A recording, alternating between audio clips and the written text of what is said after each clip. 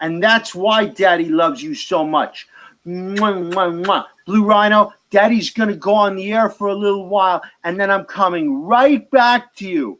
I don't know, Daddy. Are you sure you're coming back? I promise. We're going to go on in 5 minutes, and I'm going to be right back to you. Okay, Daddy. It's very strange. Huh?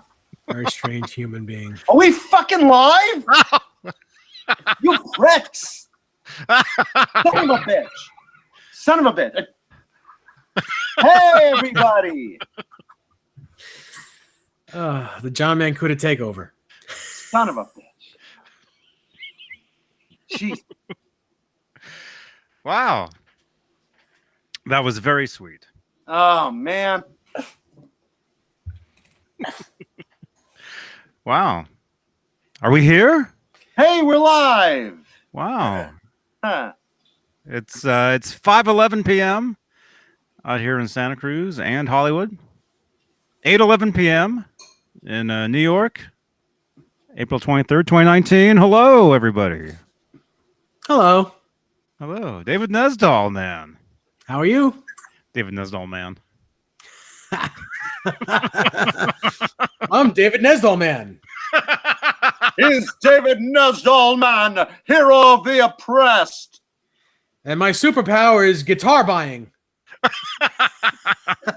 No. That's your weakness. Oh. Hold on, not so fast, Nesdall, man. I have a guitar here for you. No.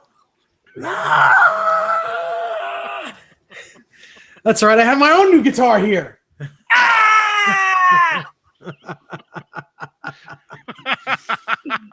Oh, it's so funny. Wow. Oh, I'm fogging up again already. Look at that.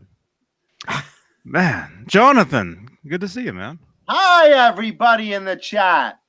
We can edit out that first 20 seconds or something. Mm-hmm. Yeah. Johnny promises. Yep. Yeah. So what's new, you guys? What's going on, everybody? Hey, everyone in the chat. How we all doing? Let's see. Can you see the chat? I can. I'm squeezing in because my chat screen is so fucking small. But yeah, let's see. Who's here today? We want to do roll call? Should I do roll call? Go ahead. Yeah. Jim Nicholas, Pat's Dogs, Todd A.K., Soda Pop, Shauna Marie Sings, Ben Coombs, Joe Harvey 84, Rick Hefner, let's see, Janice Lala, La La La La La, Brendan Buttcheeks, Mr. BHBJR, Michael Is that G. Bruce? Huh? Is that Bruce? I think that's Bruce. It's Bruce, Thomas Santiago, Amanda Coombs, let's see, Thrash Metal, Eduardo Marino Porto. I am Eduardo Marino Porto. You We know love that it. guy gets laid with that No, name. we love ourselves some Eduardo, man. He sent us some cool stuff. All right, man. Let's see. Joe Hervey, 84, and Professor and Marianne, R2, R3 Locking Nut, John BL 5150, and the rest here on Gilligan's Island. Awesome. Can we start over? Yeah. Please. Were you just tagged on Facebook too? Man. Yeah. Yeah. Welcome, everybody. Welcome. It's Tuesday, I think. It is. Yeah. Tech More on Tuesday. Yeah. Oh, yeah. We were all having all sorts of fun. It's not a Tuesday without technical problems. Mm-hmm. Anthony says, oh, goody, no Dr. Seuss hat tonight. I love that hat. It's a good day for a pink hat. Yeah, I love that hat, the pink and black. That's my favorite hat. Well, I understand why. It's cool. I have 4 pink hats. That's my favorite one. Oh, yeah. This is my favorite hat. That's a good one. This That's one's what mine. My girlfriend calls that a jaunty driving cap. Mm-hmm. Yeah, I guess it is, huh? Quentin. So what's up, Johnny? What's going on? What's new with you? Oh man, busy. Yeah, I know you have a million things to do. What do you got going on, Johnny? I don't know. Yeah, it's a full plate. Sounds like. Yeah. Yeah. Busy weekend. Busy bee, busy beaver, busy buddy, then, busy. Passover, Easter. Yeah. It's not my birthday anymore. Damn. Yeah, birthday's over for another year, though. Yeah. I spend a week having my birthday, though. Mm-hmm. Normally. Yeah. We had the big David Nesdell birthday show that I didn't show up to. Yeah, dude, I chimed in on that show, and they're like, Nesdall's not here. I'm like, what the fuck? It's your birthday show, and you're not there. Listen, I didn't control it. I couldn't control it. We went out to dinner. We went out to Smoking Al's. Smoking Al's barbecue, amazing. And it wasn't like I could just leave whenever I wanted to. I had people there. We ate and we bullshitted for a couple hours. Wow. But we came home and me and Rob were on for a little while. We came on for a little while. It was just during the middle of the show. Mm-hmm. Yeah, I think I just missed you. I didn't even come on. I just popped in the chat because I'm driving. I'm sitting there driving and I'm like, let me just say hi. And, cars are swerving around me. It's like I'm that asshole that's in the fast lane, swerving and slowing. And with the iPad in front of you? With the iPad in front of you? I got the iPad in front of my steering wheel. Yep. Yeah, right.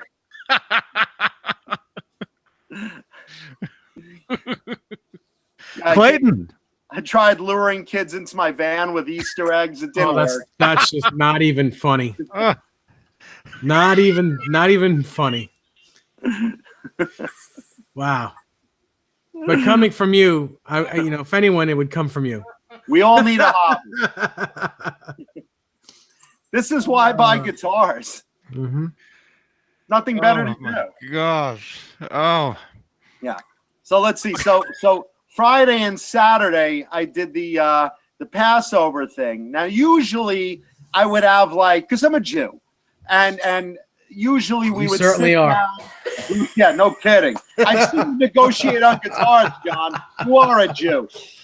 Yeah. Everyone in the chat is Jew bastard. Yeah. No, so Friday and Saturday. So I wanted to do a little traditional thing. So I couldn't have a whole Seder because all my family is, in Florida and New York, and they're all spread around. It's just me and Simone in Hollywood. And I'm sitting there. I laid out some matzah and some wine and some traditional stuff. I'm sitting there with, on video looking for the 10-minute Seder. And, she's 2 sitting hours. there. 2 hours. Yeah, 2 hours. If I don't have bread within 15 seconds, there's going to be a problem. Oil. This is one of those 10-minute jobs that you can get done real fast. So it's okay, Jews were in Egypt, we were slaves. This is telling the story. Drink the first cup of wine. Okay, got it. Eat matzah. Okay, got it. From matzah with horseradish. Got that. Oh, fuck, that's great. Eat bitter herbs. You're stuffing lettuce in your face. My girlfriend's looking at the matzah. What the fuck is this? It's a cracker. Just eat it. You're a quarter Jew. Yeah, it's a cracker with no salt on it. 2 cups of wine. It's like eating cardboard. Now we're singing Dayenu, Dayenu, Dayenu. We're doing great, and then you eat a meal. So we had nice brisket and turkey and all that stuff. Then we go back to the Seder. No cheese. Huh? No chease. No cheese. You can't eat meat and dairy. It's just dry because when Jews left Egypt, we ran. So we're always running. We got unleavened bread, so we're eating it. And that's it. I mean, it's then the 3rd cup of wine. There's a couple more prayers. You sing more songs. Unleavened bread because the Jews were too stupid to think of yeast. We didn't have time. We're running from Egyptians. Listen, anyone that's Jewish, don't take me seriously because I'm Jewish too, and I don't really care. But whatever. Yeah, well, look, the bottom line is I did that for 2 nights. Finally, I'm just like, all right, let's watch 10 Commandments. So we had 10 Commandments going on. Now, that's a movie I love. You got Charlton Heston and Yul Brynner, and one's Moses and one's Ramses, and the quotes on those are so fun. I love that movie. It's 4 hours long. My girlfriend's sitting there like, how long is this fucking movie? And, yeah. We got 3 thumbs down because the Jews in the audience don't like us making fun of Passover. Or there's some Nazi bastards in the audience. Hey. Oh my gosh. Then we get to Easter.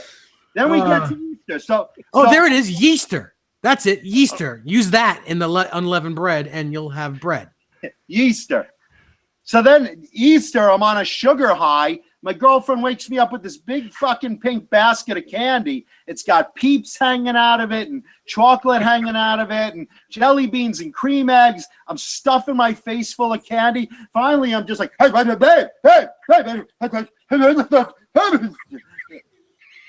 Bozique. Bozique. Did everyone else have a nice Passover or Easter? Or Joe Hervey says he's a fellow Jew as well. All right, there you go. All right, so and hang on a second. There was something in here. Hang on. Hey, why is this not? Why can't I? Wow, I can't move the chat at all. Hang on. No, the chat's not moving. Yeah, I noticed. There's nobody here. Hang on. What are you doing? Oh, okay. What's breaking now? Nothing's breaking. Nothing is breaking. Don't worry about it. I just have to go back here for a second. You can shut the window and just open it again. Yeah, no, it's working now. Todd aka Soda Pop says, I thought Jews keep their money and don't buy guitars. It's the opposite. We actually buy a lot of guitars, but we negotiate a lot on them. Yeah, that too. Shauna Marie, we love you too. Damn, I can't find this. I can't find what I'm looking for here. Alan Ford wants to know, Dave, how are you liking? That's what I was looking for. There it is. We'll have a full. Liking the Luthier? I love it. I'll tell you guys and girls more about it in a few minutes when we get into this a little more. Compared to the EVH, we'll talk about it in a little bit. What's wrong with now?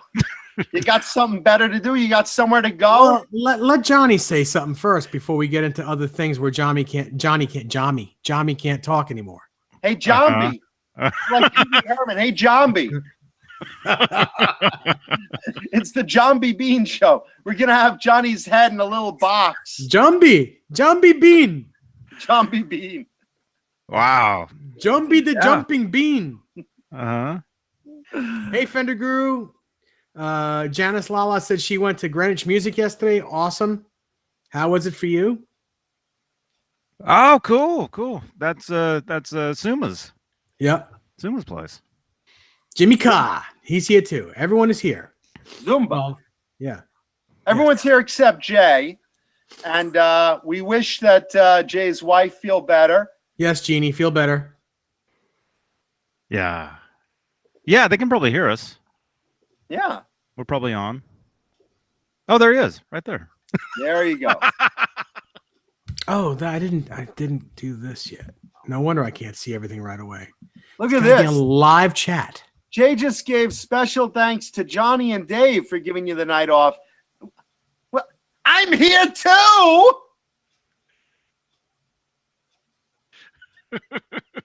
I'm always left in the shit pile.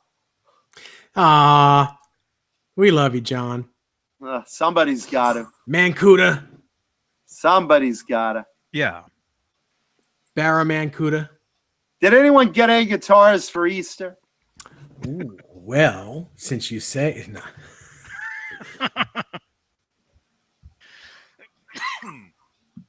Yeah. Well, anyway. All right. So I guess we could talk about this guitar here. Damn. Yeah, it's nice, right? Whoa. Hell yeah. So you already did show that off. When was that? Was that? It was Saturday night, but I didn't really talk about it. We really didn't make it a new guitar, Dave. It was just like a little sneak peek thing. I've been wanting one of these guitars for years, but I didn't, I didn't like the EMG pickups. I wasn't into the EMG pickups, but the feel of the guitar was wonderful. And now that he's got the transition, and he's got two different models, the DiMarzio transition humbuckers, and he's got a two single coil and a humbucker model, which is also a transition. I'm not sure what the single coils are, but they're DiMarzios. It sounds amazing. The neck feel it's the guitar. It's a very small neck, very comfortable in my hands. I have very small hands. Not very small, but they're small. They're not like, big, long hands, but this neck feels amazingly comfortable in your hands. It's also like a V neck, a slight V. It's a slight V, and it's asymmetrical at the same time. So the bass side is kind of bigger than the treble side, but it comes to a V, and it fits really comfortable in this part of the hand. The guitar pretty much plays itself. The tremolo is just it's a Ernie Ball tremolo, and it's got locking tuning pegs, but the guitar stays in tune really well. I keep it floating so you can do these things. It's just great. The frets are low but wide. Normally I wouldn't like that, but on this guitar it feels super comfortable. It's got a roasted maple neck with a rosewood fretboard, and the neck on this guitar is just absolutely gorgeous. Beautiful bird's eye. Yeah. A flame maple top. It's not heavy. I don't know. I love it. I love it so much. I want to get a second one. I want to get a 2 humbucker version, and I'm looking to offload something else that I have that I don't care about. But I need to. I love this guitar so much that I have to have a second one. Whoa! And then a third? No, just 2. I don't need any more than 2. They're like potato chips. I just want one of each pickup selection. Mm-hmm. Isn't there 3 of them though? No, there's only 2. I don't want the one with the EMGs in it. I just want one in each color. I would love to have one in each color, but then I'd have to be Steve Lukather. There you go. That's cool, man. What do you think of roasted maple necks? I love them. I love roasted maple altogether. Do you feel it's cheating? No. It's like saying, do you feel that relicing is cheating? I like both. Relicing is cheating. Yeah, but they sound like old guitars. They sound like older guitars. And if you want to have an old guitar without paying for one, you buy a Relic. Mm-hmm. And so the roasted maple, so does it feel like a really old neck? It feels like a worn-in neck, but what it does is it takes all the moisture out of it, so it's more sturdy, and it gives the illusion of having a 40 or 50-year-old guitar. It's a nice feel. Yeah. Relicing, I'm mixed on though. I don't know, man. Well, I don't know that I would want a relic Charvel or a relic, like Ibanez. I wouldn't want a relic Gem. I want them to be as, clean as possible. But having a relic Strat or a relic Telly, that's fine with me. It depends on the amount of relicing too. It's like I see some things come out of the Fender custom shop, and it literally looks like they threw them down like 20 flights of stairs and then sanded off half the front. Well, it's because a lot of companies don't know how to do it where it looks real. Yeah, because it's like certain guitars, they wear out, but like right here where your arm's going to rest, where your picking hand is going to be, certain little spots. Not like half the front of the guitar. It's like, how do you possibly wear a guitar down like that? Mm-hmm. Yeah. Yeah. If it's in a place that you would never touch while you're playing, Mm-hmm. Yeah, it's like they sand it down and then beat it up with bags of nickels in like spots that like you'd never ever think. My hand will never touch a guitar in that spot. How the fuck did half the wood get worn down? Mm-hmm. Yeah, that's right. Anthony, yes, I've heard of a Mary Kay Strat. They're gorgeous. It's see-through blonde with gold hardware. I believe they started making that guitar in 1958. And there aren't that many of them. They're probably the most expensive old Strat you can buy, probably somewhere between $75,000 and $100,000, depending on how clean they are. Beautiful guitars. They're all maple neck. By the way, this guitar right here, that's a Relic Strat. That's not, that wasn't done years of playing. That was made for me like that.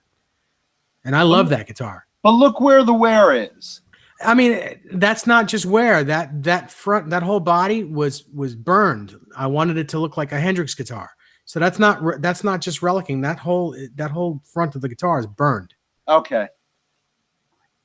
See, I just light my guitars on fire. I just take fluid. Well, that's what it was. I had the company that made that for me. I had them light it on fire to be like a Hendrix Strat.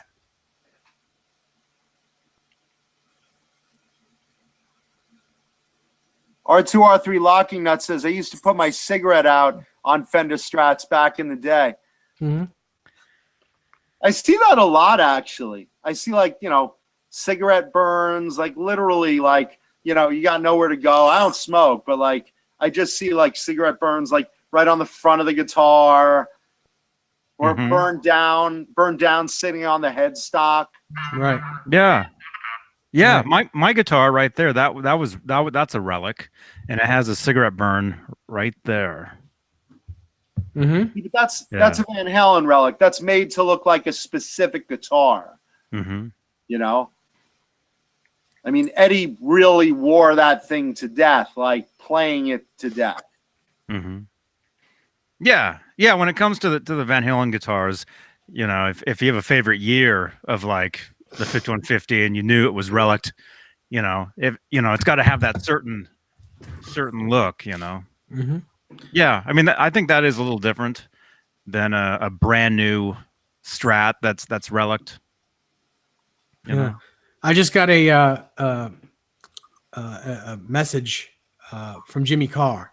Jimmy Carr? Yeah, he just bought a this Saturday, or was it Sunday? On Sunday, he bought an ESP Kamikaze. Awesome. Why don't you send us a picture? Send me a picture of it so I can see it. And also, did you sell that Wolfgang, that EVH Wolfgang that you wanted to sell?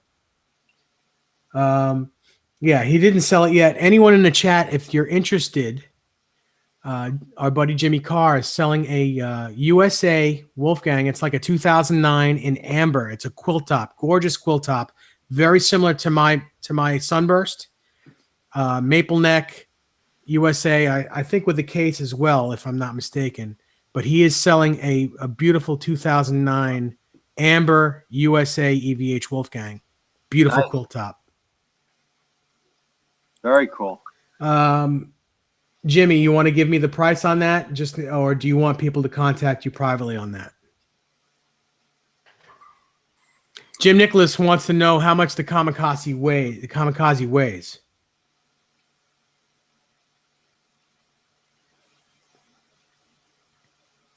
Wow. I gotta take Howie out real quick. All right, you do that. We'll take care of the show here. Howie. Oh, we'll take care of it. 89 people watching right now, 36 thumbs up. I see 90 people watching and 37. Yes, 90 people watching right now. Yeah. Mm-hmm. Yeah, and everybody leave a thumbs up. Sitting in for Johnny Beane, it's the Blue Rhino Show with your host, Blue Rhino. Looks like Gray Rhino here. He's blue. Look at that. Beautiful blue. Yeah. That's my buddy right there. As you saw at the beginning of the show. Hey, go walk Howie. Don't laugh. Yeah. He doesn't really have to walk Howie. He just wants to hear what we have to say quietly. That's why 90% of the people tune in, just to hear what we have to say next. Let's see. Alan Ford chimes in, says, thank you for giving me a tip about the band XYZ. I heard a song the other day, and the guitar player is really good. What did he play? A one pickup Kramer? Mark Diglio, the guitarist of XYZ, the original guitarist of XYZ, he played a Charvel, a vintage Charvel it was a trans red single hum Charvel Strat that eventually wound up in the hands of Mick Mars. And the trans red color of it wound up eventually turning like an orange after it faded over the years. It was a solid maple Strat. So heavy, very tall. It's got to be super, like 15 pounds. Not 15 pounds, but it's probably like a 12-pound guitar. Really, it's still really solid, heavy guitar. Mm-hmm. And the trans red turned amber and went to Mick Mars and had an extra humbucker added into the neck, and then went through private collectors until it wound up in somebody's hands. Oh, would it be yours? It could be. It could be something I'll bring on the show. Very cool. So it's hum, single hum? No, just hum and hum. Oh, okay. Yeah, and it's documented to, it was in the XYZ videos. It was in a couple of those. If you see a single hum red guitar, that's the guitar. And then it went to Mick Mars during their 1990 self-titled album, the Crosby album, or the Crosby album, depending how you like John Crosby or not. And that's pretty much it. It wound up. I've been chasing it for years. So really great band though. XYZ. Yeah. Give them a listen. Soda Pop asks how I like the trem on this guitar. I absolutely love it. It's certainly not a Floyd Rose, but it's much cooler than a regular Fender bridge. Stays in tune really well. Not Floyd Rose well, but super. You can get through a song, maybe even two songs, even using it, pretty extensively. I think the G string maybe goes out of tune a tiny bit, but that's simple. You can change that on the fly. You can tune that up on the fly. But yeah, it really sounds.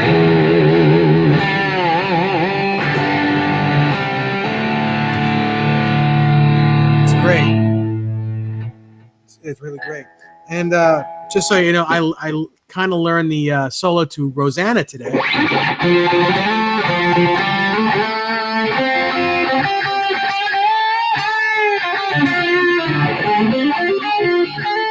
Ah, shit.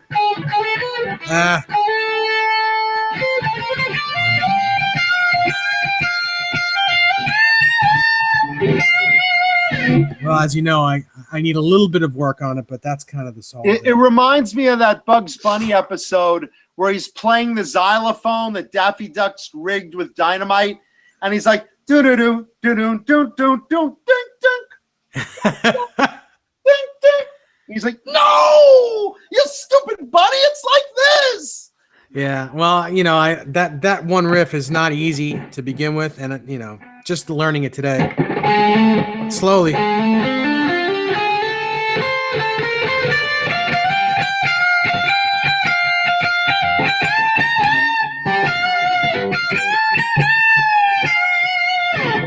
Yeah, it's not easy, but there it is right there. Roseanne Barr. Oh, God, no. Isn't that the Rosanna? Let's see. Do I have a pink yarmulke? Yeah, I do, actually. And then let's see.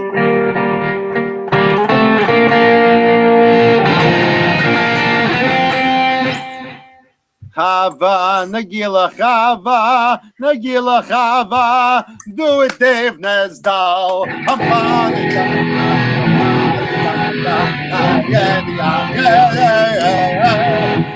Oh, hey, Johnny, we're having a bar mitzvah. Oh, hey. What's up, Tony Neville? See what you miss? Hey, Tony. Yeah. So, Showman Blues, did you get your Luke yet? I know you bought one. You bought the one I wanted on Saturday, and I think I'm going to get one too. Probably not as good as the price you got on yours, but I think that's the next one for me, the Bodie Blue with 2 humbuckers. Mm-hmm. Wow. Another addiction.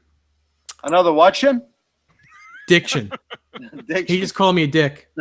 I All right, can't not get till enough of Thursday? these oblong things. Yeah. Showman Blues, you got to come on the show when you get that guitar and tell us how you like it. Please. Jim Nicholas writes, Jonathan, if you have any Warren DeMartini guitar, which one would you pick? Here's the thing about Warren DeMartini. I'm friends with his family, and I have tried very hard to get 2 specific guitars that are just not for sale. And they would be the Cross Swords. Oh, forget it. That's his main guitar. That's his main guitar, and that's why that one's not for sale. And then the Blood Skull, the original Blood Skull, because he had a backup also.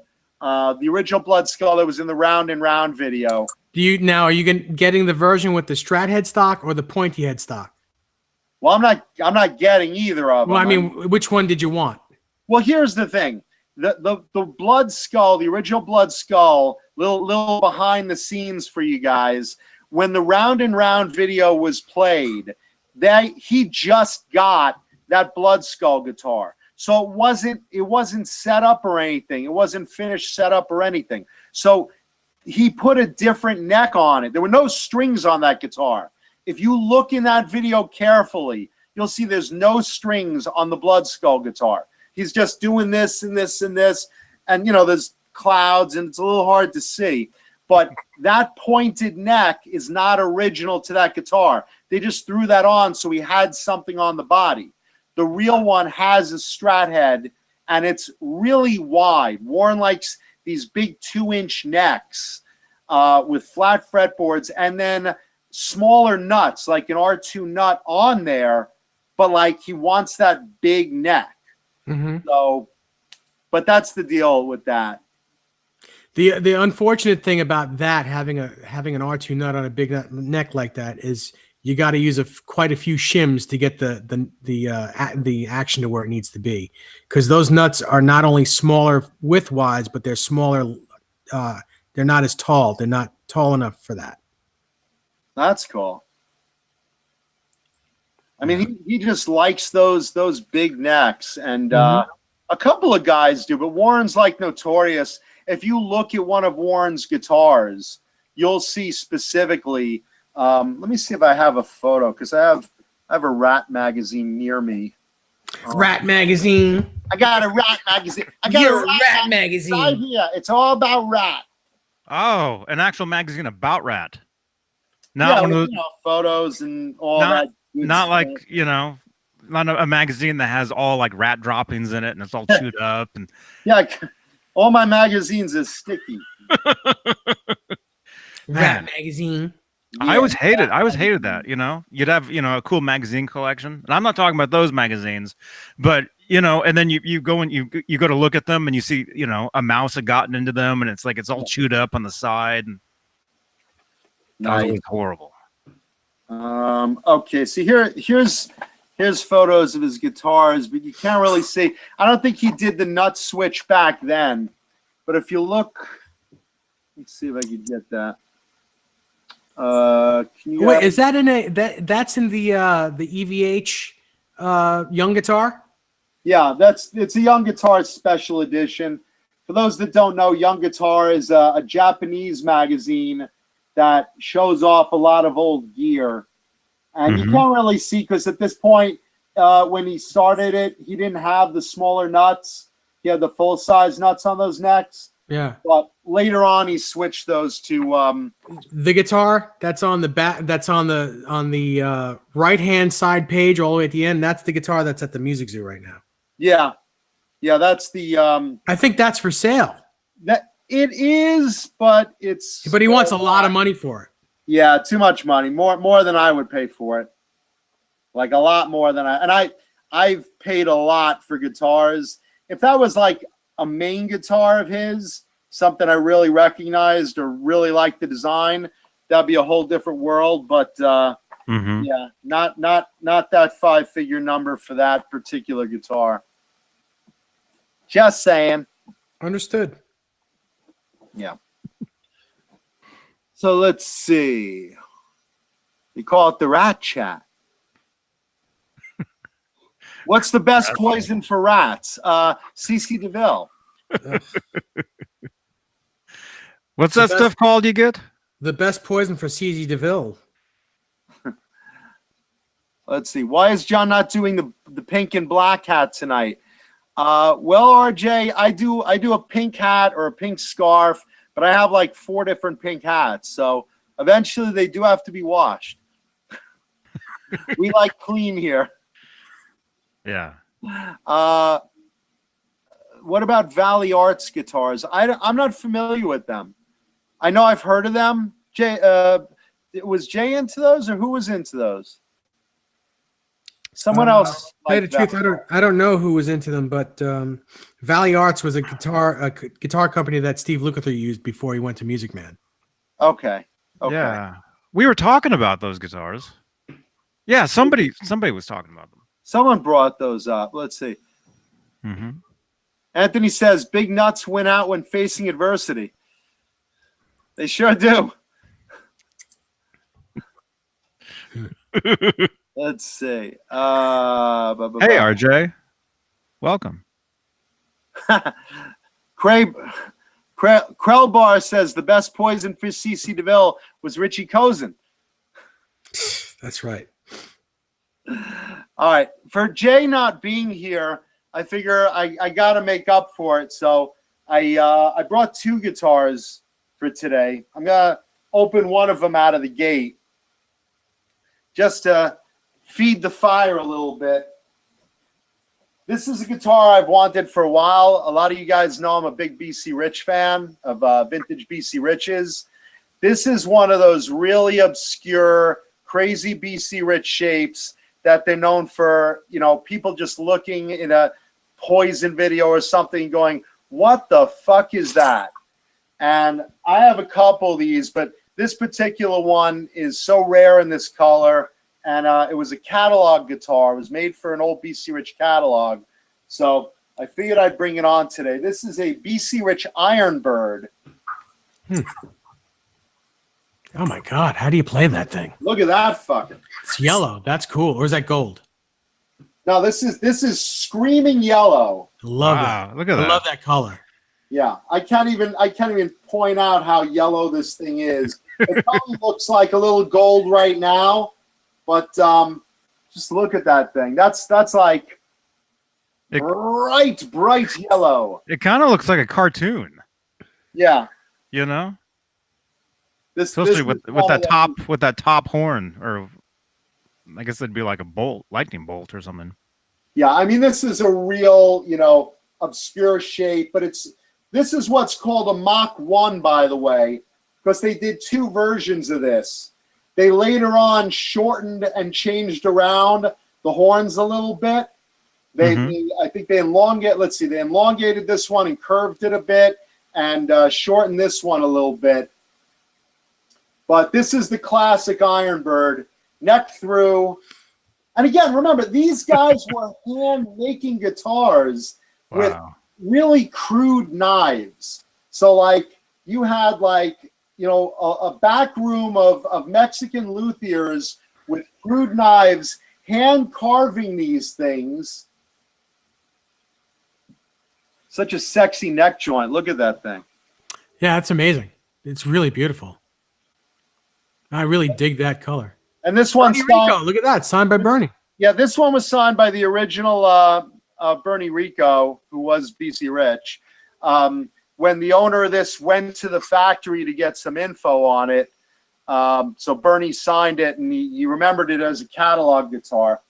But let's see, pickups, DiMarzio's were standard then. Kaler Trem.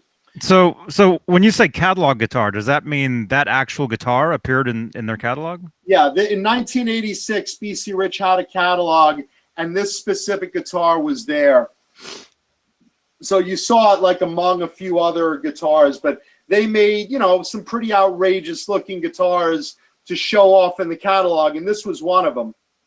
And you know, if you look at the knobs on this thing, these are top hat knobs, which were standard 1986 in black, but they only made these for a short time. These are silver top hat knobs. Mm-hmm. They look huge. Yeah, they're a little big, but they're pretty styling. Well, I guess the guitar's big, isn't it? The guitar is pretty big. I mean, well, I'm a sit-down player, and let me just adjust the camera so you can see this. Crotch cam. This is how I play this. You know, it's got to go across your leg like this because I can't play certain guitars just depending on the shape. But you gotta be careful. You gotta be careful sitting down with that guitar, man. Huh? You gotta be careful sitting down playing that guitar. Yeah, this is the death sentence for my groin. No! No! No! Yeah. Oh my God. You gotta be real careful. Gotta be real careful. So, hey, kids. But yeah, the Ironbird, the original Ironbirds, they're not that common. The neck through ones, the mock ones. You know, a lot of us hold on to them, and I just love this thing. Like I said, you know, you notice it's got black binding on the body. Mm-hmm. Really cool. And this one's like brand new. The past person pretty much had it as a case queen. I'm like the first one to really play this. You awake there, Dave? Yeah, I'm here. I'm here. All right. No, I'm just looking at it. I don't know if you were looking at your groin saying, that'll never happen to you. I'll never put you through that. That's because mine won't reach the bottom horn. My bottom horn better be on the floor. Yeah. But that's basically it. BC Rich Ironbird Mach 1, 1986, neck through, rare color. I've only seen one in screaming yellow, matching headstock. You notice the headstock also does a little dip. This is what's called a droopy headstock, or the I need Viagra badly headstock. You give it a little Viagra and it's a reverse headstock suddenly. It just pops right up. That's very funny. Yeah. So there you go. I got a bunch of these, but screaming yellow, I figure you guys would enjoy. And that's our first show and tell guitar. What do you guys think? Really good. Nice job. Mm-hmm. I like that guitar. And you see Ironbirds like Bobby Dahl of Poison had a neon green Ironbird bass. In one of the Poison videos, CC DeVille quickly had a pink one. I'm trying to think. I think one of the Judas Priest guys had one at one point. A couple of guys, Black Sabbath, what's his name had one. Tony Iommi had one at one point. Wow. Yeah. Cool. Mm-hmm. So it's the Very vasectomy guitar of the day. The vasectomy guitar of the day. The next one won't be. Yeah. No, the next one will not. So I have another guitar coming up a little later in the show. Mm-hmm. Let's see. I look forward to seeing that one too. Yeah.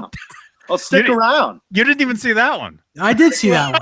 Yeah, Dave's looking like, yeah, no, that's a great guitar, man. No, I'm looking at another Music Man Luke on Reverb. I thought you were watching another video. I am. Well, it's not a video. It's just, I'm looking at another Music Man Luke. So, like, Dave's not even with us. I thought Jay wasn't with us. Dave's not with us. No. At least Jay's watching. Yeah. Now here you go. Blank Palate's willing to trade a lung, either the left or the right one. It's kind of like a Twix bar. Which do I want, the left or the right one? For which one? For what guitar? We're talking the Ironbird, for the yellow Ironbird. Oh, okay. So if I need a spare lung, do you have a kidney? I got a buddy who needs a kidney.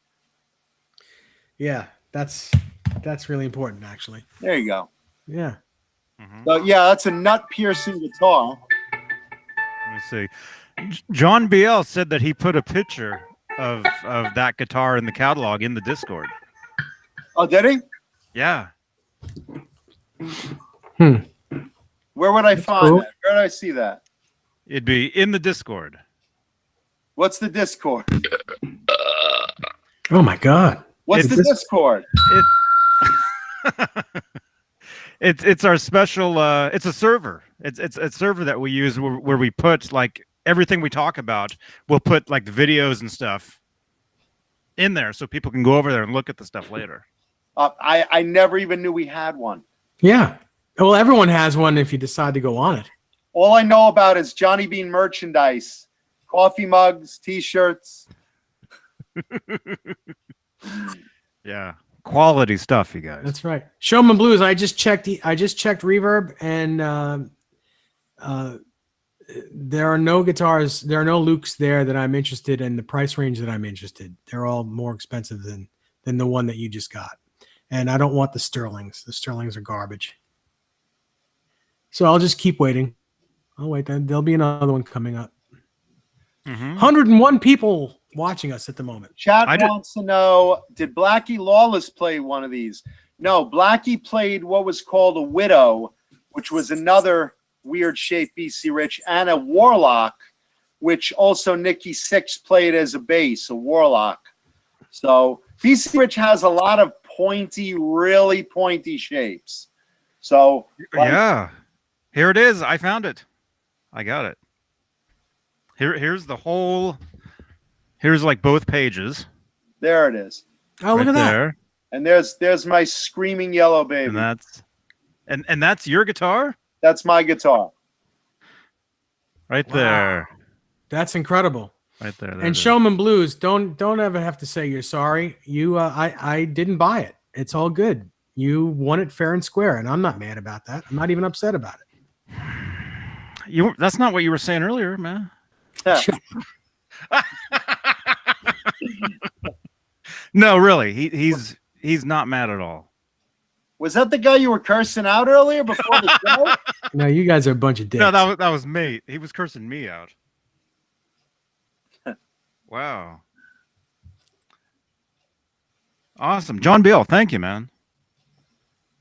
Thank you, John BL. Yeah. Yeah, the Discord is great. I don't know why people just don't get it. But once you get it, it's very simple and a lot of fun. And we have a great time over there. I didn't even know it's there. Mm-hmm. Yeah, it's basically it's either an app or you can create an account on your laptop, and then there's a link in the description here, or actually Nightbot says something like join the party, join the Discord, and you just click that and you create an account and you just jump in, and it's like a bunch of like categories of like different stuff. There's like Van Halen guitars, basically anything we talk about on here. There's like different categories. Well, right now in the chat they talk about Johnny Beane fleshlights. Is there a section on those, or I will have to make one of those. Right now we have 105 people watching. Let's get some thumbs up going. Yes. Crowbar pointed out this is true. Trey Azagoth played an Ironbird. He did a red one, and he did it quite well. Hey, Pal Guitars, welcome. BC Rich. Let's see, it was huge, very rare. Maybe you bought it. Blank Palette says, I had a BC Rich Explorer with the R on top, 80s guitar. It was huge, very rare. Maybe you bought it. It was at Sam Ash on 48th. I had to pay rent, got thrown out. Our landlord didn't pay mortgage. I had to suck dicks in alley for M&Ms for sustenance. Wow. That's some story, brother. No, listen. The Explorer, BC Rich was a custom shop, so once in a while they'd make like a random guitar. I've seen employee projects of someone in the employ wanted an Explorer, so they'd make an Explorer, but that wasn't a production guitar, something like that, Or I once saw someone made an Iceman, an Ibanez Iceman. In BC Rich, and that again wasn't a production guitar, but they made Explorers like really briefly, and then after that they got the ye old Gibson cease and desist. So I've seen like I think like 8 of them in total that I've seen. Mm-hmm. And do they all have Kahlers on them? Most of them had Kahlers, yeah. I mean, you could order whatever you'd want. BC Rich back in the day would make anything you could think of. So if you ordered it, you would get it. They would. I want a shark. Huh? I want to get a shark. Yeah, right. They did when Mark Kendall ordered it. Yeah, but I don't think they would do another one. I didn't think they would do another one back then either. Jim Nicholas wants to know, did Lita Ford have one? No, Lita had a BC Rich Warlock. That was like one of her signature guitars, and a bitch. So. And what a bitch it was. And what a bitch it was. Bitch, B-I-C-H. Caleb Rapoport in the chat. Hey, Caleb. Yeah. Hey, Reza. Let's see. Bobby Lopez says he heard BC Rich is coming back. I believe it is, if it's not already back. I'm not sure who owns it or who's going to own it, but I think that's the talks. Well, here's the thing about BC Rich. They've gone through owner after owner. They are recently under new ownership, and I love them and I don't love them, depending on what it is. I love the company, so I want to support it. I don't know who the new owners are, but they just are coming out with a 50th anniversary line of guitars, and I don't think they're doing a good job with them, personally. I don't like the look of them. I think they have nothing to do with old BC Rich. I think that the anniversary logo looks stupid. I think they're overpriced. I could go on and on, but I really don't want to slam them too much. I'm hoping. Not like you already have. I'm hoping they come. Yeah, I don't want to say they really suck, and they don't remind me of the 40th anniversary, but I love them. Yeah, listen, I hope you drop dead, but I love you. No, but let me flip flop this, because there's another division of BC Rich, the custom shop, that is doing mag-fucking-nificent things right now. You got that's the way I would only buy one as a custom shop. If the custom shop, the BC Rich custom shop, which I guess is a independent division of BC Rich somehow. They are making really good, handcrafted, beautiful instruments on order. They build Slash's bitches right now. Slash plays BC Rich bitches a lot. Those are made by Ron over at the BC Rich custom shop. So I urge you. Is it Ron? Is it Ron, or is it do Ron to do Ron? Ron. Not confused with Ron Jeremy, who's always at the Rainbow. Oh, he's so ugly, that dude. It doesn't matter. He's gotten laid more than anyone on this planet. Yeah. The little hedgehog. I love Ron Jeremy. That's just, who wants to blow a hedgehog? That's disgusting. There's a list. But BC Rich Custom Shop, fan-fucking-tastic. BC Rich Corporate, not off to a good start, but I'm crossing my fingers because I really want them to do well again, but they're off to a rocky start. So, Johnny, say something already. Will you say something and stop looking like a statue? It's a cardboard cutout. It's a cardboard cutout of Johnny Beane. Say something. Were the BC Rich guitars, like the one that you just showed us, are those American? Yeah. Well, BC Rich was notorious for, and nobody knows this. They were made in El Monte, and they were made in El Monte, California, and a lot of them were by luthiers who lived in Tijuana, Mexico. And these guys would basically do a lot of carving in a shop in Tijuana and bring them over the border, and they'd finish them in El Monte, and they, say they were USA. But all the luthiers were Mexican luthiers, save for, Mal Stitch and Neil Moser. and a few others. But the main Carver guys was a back room in BC Rich full of illegal aliens, basically, that were just masters of their craft. They had little crude knives. They cut these body blanks by hand. And, you know, some of them cut in Mexico and Tijuana and brought over. Some of them cut in El Monte. But either way, and then, you know, brought up front to be finished by guys like Neil Moser. And these are amazing handmade guitars. In Tijuana, that's just, you cross the You border. want to buy my guitar? You walk across the border and you're in Tijuana, right? Yes. So it's yeah. Yeah. So, but that's old BC Rich was made that way until, you know, 1990 when Class Axe took over. Class Axe was in New Jersey, and the quality wasn't the same. Bernie Rico bought it back in 1995 and made some nice instruments, but he passed away in 99. And again, the rock scene was gone by the 90s, so not a lot of guitars sold. Yeah, nobody wanted those guitars in the 90s. Yeah. Nobody. So 99, Bernie Rico passed away. It got bought by HHI. I think HHI bought it, and then let's see, they're bought by another company, and then it's gone through a couple of hands since then. The old ones, fantastic. The new custom shop, just as fantastic. And, you know, I'm crossing fingers for the new owners of the company. They got to wise up. Showman Blues, I think what John was saying, it wasn't actually whittled. Those weren't whittled bodies. They were cut by hand with saws instead of on a CNC machine. So that's what he means by hand whittled, hand cut.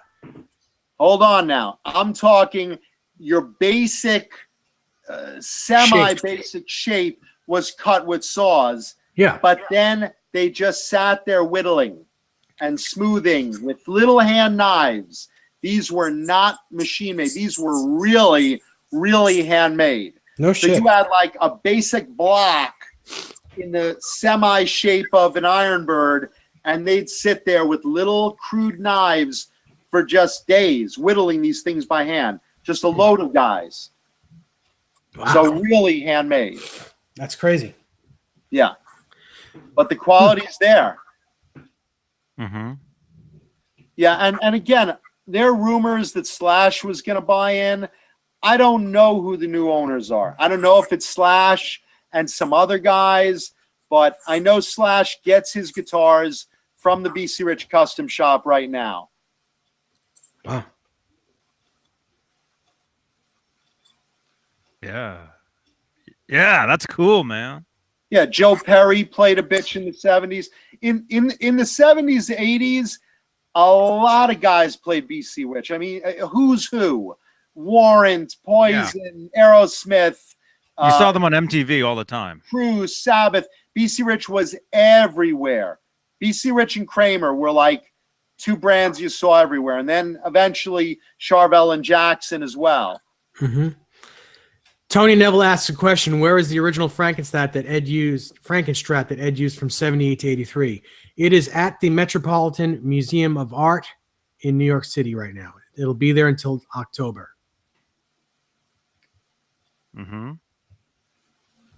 Reza Khan wants to know, Grover Jackson designed guitars for BC Rich. Were they any good? Here's the thing with Grover Jackson. And, you know, for those that don't know, Grover Jackson bought and you know, basically pumped up Charvel into what they were from Wayne Charvel, who owned it up till 78.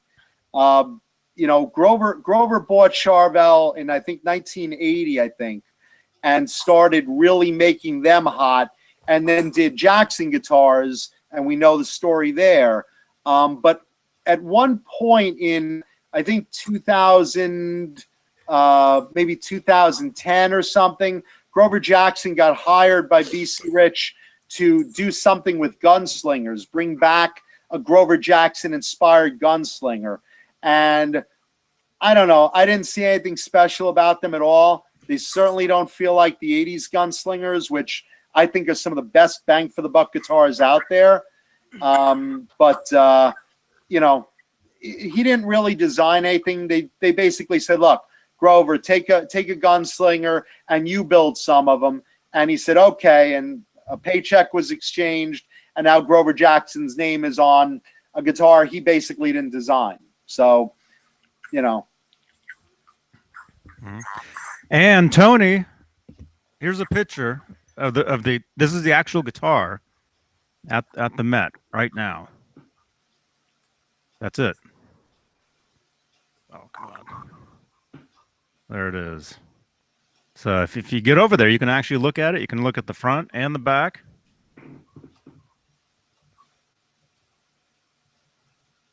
There it is. That guitar is so cool. Mm-hmm. Someone brought up Neil Moser. Neil Moser, really early, important man in guitar building. Bernie Rico started out as a flamenco guitar maker, and Bernie basically started making a solid body guitar in 1974, 73 or 74, and he basically came over to Neil Moser and said, hey, what do you think of this? And he saw Neil Moser working with these high-tech electronics, putting them in guitars, and he said, wow, you know, Neil, you should come work for me. I would love these electronics in my new solid body guitar.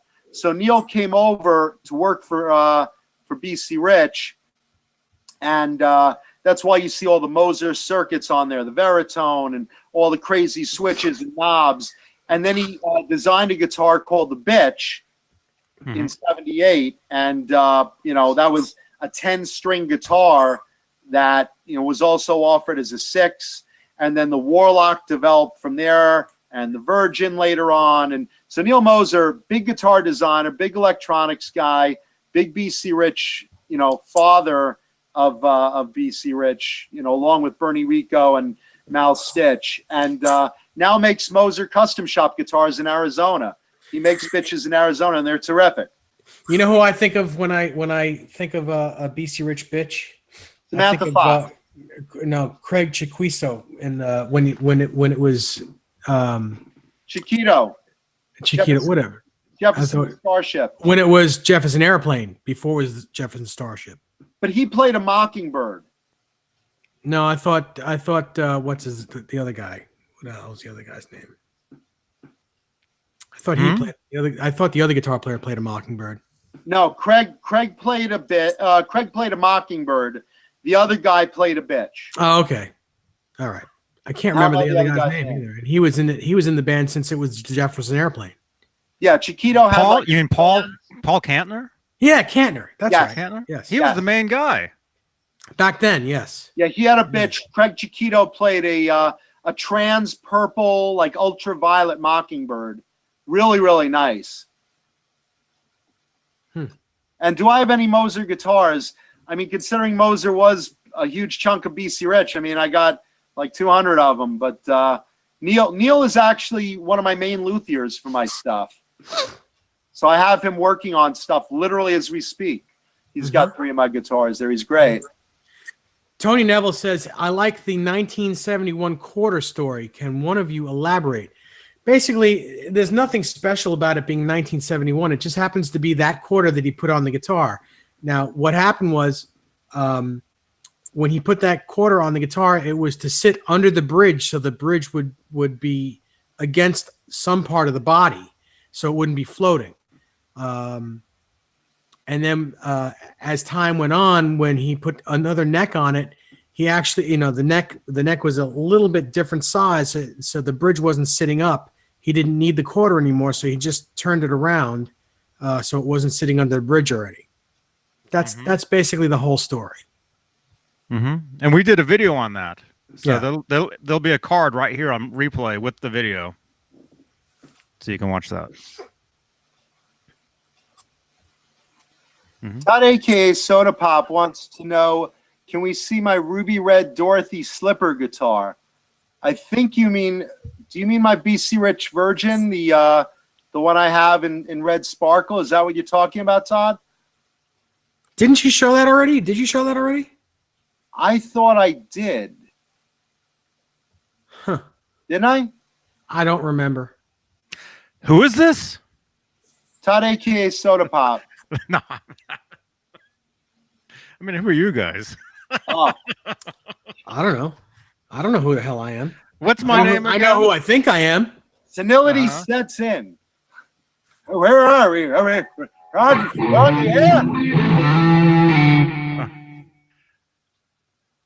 Let's see.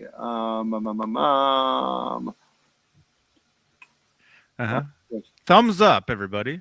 Todd, yeah, Todd a.k.a. Soda Pop. I'll grab it real quick just so Todd can see it real quick. Yeah, 100 people watching right now. 62 thumbs ups. I think we can do 100. What do you think? Oh, yeah. Come on, let's get 100 thumbs ups. I know we can. I know we can do it. We can do it. Leave a thumbs up, everybody.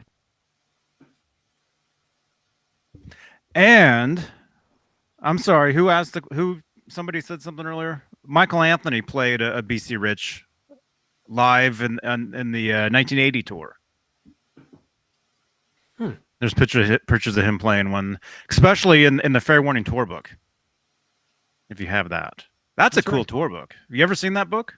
No, I haven't. You were at one of those shows, huh? Yeah. Yep. Yep. Yep.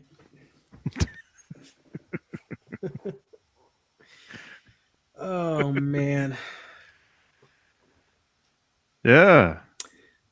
The Dog PA, Hamer USA, best factory guitars ever. Well, yeah, they're very good. I don't know that I'd say they're the best factory guitars, but they're very good. Oh, I have to agree that they the best. They're one of the best, and I love Hamers. I think Hamers of the 80s.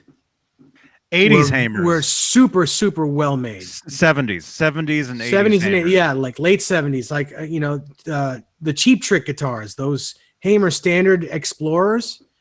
Oh my God, they're just better than any Gibson Explorer you've ever had. And the Hamer Sunbursts, yeah, which was like a double cut Les Paul kind of guitar. Yeah, Les Paul Jr. with humbuckers. Yeah, they're amazing. I used to have one. I took it to a store. I took it to a store to get fixed, and they lost it. Oh, dude, you should sue that store. You should be owning that store right now. I wish. What do you mean lost it? They lost the guitar? Yeah, I took it in for repair, and in between, I took it in, and they had moved shop. Yeah, they had moved to another location, and they're like, Johnny, we can't find your guitar. It's gone. The Dog PA says, what factory comes close? Well, Music Man. Not only comes close, but kills it. Well, that's because you're on a Music Man kick right now, right? No, not at all. What are you holding? Well, I'm holding a Music Man, but they're great guitars. But just last week, you were saying that you're an Ibanez guy all the way. I still am an Ibanez guy. Yeah, I love those guitars, but I love certain Ibanezes. I don't love all of them. He's gonna get a Hello Kitty. Every Music Man I've ever played, every Music Man guitar. These are the best, you guys. Every Music Man guitar I've ever played was great. Not that I don't necessarily like the shape of some of them, but every one of them were great. The San Luis Obispo ones. Yeah. Not the import ones. No. When I say Music Man, I don't mean Sterling and I don't mean OLP. I mean Music Man. See, and I'm the opposite. I just can't get a feel of those. I mean, they're well-made guitars, but I just don't bond with them. It's like PRS. I know they're well-made. That's another company, PRS. Amazing. Their production guitars are amazing too. I can't bond with them. I don't like them. I could never play PRS either. Yeah, John, I agree with you there. And Nags. If you ever played a Nags guitar, they're ridiculously amazing. Nags? Yes. Yeah, no, those are old Jewish housewives.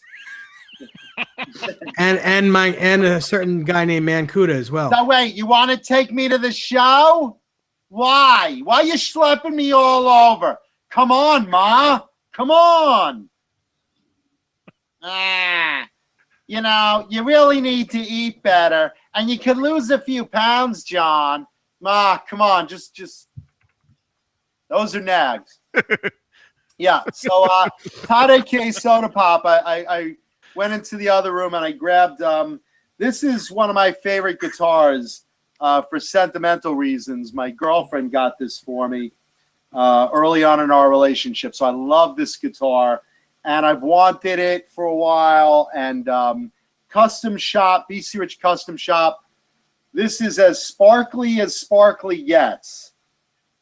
Can you see? Whoa. Yeah, that looks amazing. Yeah, you've never seen sparkle like this. I've never seen sparkle like this. I have. G&L makes a sparkle just like that. Oh, Shut up! This guitar is amazing. look at that I'm not saying headstock. it isn't. That yeah, you God. can open a beer can with that headstock. Yeah, Yeah. You just put the beer backwards on there, and you can chug it while you're playing. this is a custom shop BC Rich Virgin that was custom shop made in 2000, I think 2008, right around there. And this is a named guitar. You know, I don't usually name guitars, but this one is named Bloody Mary. So for those of you that like looking at specific name guitars, look at the sparkle on that thing. Yeah, looks amazing. And again, I love this body shape. The Virgin body shape to me is, again, a Neil Moser design. Very, very cool. Neck through. Usually you find these bolt-ons. I have a couple of custom shop neck throughs, and I just love these things, but this is my favorite. Ebony board. Really, really nice inlays. Plays like a dream. Great neck. You know, wide D shape. A little wider than I usually play, but I love it. And so this, folks, is Bloody Mary by my beloved Simone. Beautiful. Oh. On EMG pickups, for the record. Oh, Dave's favorite. Ugh. Yeah, well. I like EMGs. EM cheese. I like them. Well, you can have them. Wow, man. Yeah. Man, these guitars, they've got some edges on them, man. Oh, yeah. They didn't come to dance. Here's a question for you guys. Like, do you guys name your guitars? I name some of them. When a name pops into my head for one, I do, but I don't name all of them. I usually don't. I've never named a guitar. Never? No. I usually don't, but like once in a blue moon, like this one I named, and I've bought named guitars because certain guitars are like pretty famous in collector circles, or in some cases like rock and roll circles, like Frankenstein or Mom, Okay. or, you know. Yeah. Blackie. Say like this guitar. This is called the 5150. So yeah, I guess it has a name. Okay, I get it. Okay. But like that's a replica of the 5150 guitar. Like Eddie's guitars, a lot of them have names. The Bumblebee, the Frankenstein, the 5150, the Hot for Teacher. You know. Uh-huh. Yeah, but you know what? That's not Eddie naming them. That's us fans naming those guitars, and they stick. Those Did he names call stick. his Frankenstein though? Actually, he called it the #1 baby. So he said some people may know this as the Frankenstein, or some people call it the Frankenstein, but it's my #1 baby. That was his exact words. Okay. Well, I like, you know, I own guitars that have names. Some famous guitars, like I have a BC Rich bitch called. Sorry, Mom. What are you talking about me for? Yeah, I have a bitch, a BC Rich bitch. It's a really famous one called the Swimming Pool Bitch, because it's all quilted maple, the whole thing. is solid quilted maple, and again, hand carved, but it's colored an aqua that's the color of a swimming pool. So if you look at it against the light, it has a 3D effect. So that one is named not by me, but by the guitar community, the Swimming Pool Bitch. It's a very famous BC Rich guitar. And George Lynch has Mom, and Van Halen's Frankenstrat. Certain guitars are named. I've bought named guitars, but I don't usually name them. What are you guys in the chat? I'm curious. BB King's Lucille, another great example. AI Gaming brought up. A lot of original 59 Les Pauls have names that have stuck through the years. Really? Oh yeah. You mean like different artists, Les Pauls? Not just or artists, just in general. Just in general, like people who have owned them, just regular people name them. Oh, you mean like you mean with the year? No, it just ends. There's a lot of there's one called Sandy. There's one called Carmelita. I mean, first of all, Joe Bonamassa names every one of them unless they already have a name. That's where he keeps them. Yeah, see, that's the thing. When you buy a guitar that's a named guitar, you know that name stays with it. You can't like rename it. It's like getting a dog. If you sold Howie to a new owner, Howie's like right now, what? No, if you sold Howie to a new owner, they wouldn't go, all right, let's call him Speckles. No, yeah. That's Howie. It's the same thing. Pearly Gates. The Beast. Yeah, there's a lot of them. Yeah, when we got Howie, that was his name. The Beast? Yeah. Well, yeah, the Beast. And yeah, we got him from a Dalmatian rescue. And his name was Howie. That's what they said his name was. And right. He knew it. He knew his name already. So yeah, I mean once, but a guitar is the same way. If I get a guitar, I got one that a girl owned. It's a very colorful Kramer hollow flash, and she named it California Rain. So that guitar is named California Rain. It's named already. Mm-hmm.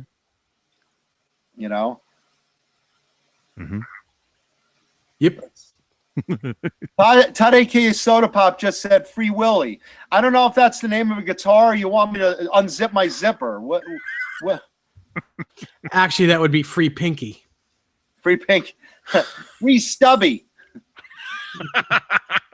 Hold on. Let me break out my tweezers. I'll have to get real close to the camera. yeah, and leave a thumbs up. We're up to 72. See if we can get 80. Tony Neville is asking, Robin Crosby's guitars used to show up on eBay after his death. Have I seen any lately? I know where a lot of his guitars went. A lot of them went to private collectors after he died. Before some went when he was still alive and just getting sick, and a lot of them once he died just went to one private collection of someone I know, and that includes like Catfish, Blackie, Redface. I'm trying to think. Big Red went overseas. So they're all V's, right? Huh? They're all like King V's, right? His V's were King V's, except for the one in the Round and Round video, that black round horn. It was a regular V. Yeah, he got that first, and it looked like a toy on him because he's 6'5". He was like an inch taller than me, and he had huge hands and big broad guy. So that was too small. So Grover Jackson basically designed a bigger V for him and called it the King V, which a lot of guys later on liked. I think Dave Mustaine liked them, and a couple of other guys adopted those. But his first one was Big Red. Then he got a white one named Big White. I mean, real original, right? Should have named it Great White. Yeah, it's like, let's call the dog Spot or Rex or Rover. But that's the deal with him. And he also had a lot of reverse Explorers. or no, not Explorers. Firebirds. Firebirds. Yeah. They're Let's very go cool. back. Let's go back to the Rat magazine, and we could see a couple of those. Yeah, I need to get that. I need to get that magazine. Yeah. Thank you, Young Guitar Magazine, for being in Japan and doing that. So, like, here's Robin's King V's. Hold on. You need to raise that book up. Sorry. There we go. So those are Robin's King V's. This is Big Red, probably his most famous one. They made a replica of it, like 30 of them. Big Black, Big White. And then he liked these reverse Firebirds. Let's see over here. This one, let's see. Which one? Yeah, this one is his most famous one, Catfish, which he actually played on the first 5 album tours. So you see this around. And then this one, I don't know what it's called, but it's got like Indian feathers on it. Mm-hmm. One of these is Red Face. This one is Red Face. This one, these are 2 Hamers he had made later on. But most of his guitars were Jacksons, early Jacksons. Those are I like the upside down one that he has. He had one Which? He had a Firebird where the long part that's usually down is is up. It was a totally backwards guitar. Okay. I think it was white. I think it was a white one. I don't have a photo of it, but I know what you're talking about. I do. Let me see if I can find it. But basically, who asked that? Shauna? Who asked that? Whoever brought that up. Yeah, so those are all accounted for pretty much in private collections. And by the way, they were named King V's, not just for the size, but Robin's nickname was King. So, Okay. little FYI there. Let's see what else. I don't want eBay. This. Tony Neville asked that, by the way. Let's see. Awesome. Thank you, Tony. What, Dave? You said you're back on eBay? No. I'm looking for pictures of Robin Crosby's guitars. Todd aka Soda Pop wants to know This one right here. This is it. It's backwards, but that's it. Yeah, that's the feather one. Oh no, you know what? That's left-handed. Sorry, that's a left-handed. It was an inverted photo. Sorry. Hang on, let me get it. Todd aka Soda Pop wants to know what's bigger, the knobs on my guitar or my Schwanson? The knobs. That's just disgusting. Look, it's genetic. What can I do? You think you're disappointed? What about my girlfriend? I'm not disappointed because I don't have to deal with you that way. I'll send you some photos. You'll see. No, that's all right. I'll pass. Come on, it's your birthday. Well, that's past. Next birthday, though. How about this V? That's a cool V. Yeah, that's his Dragon V.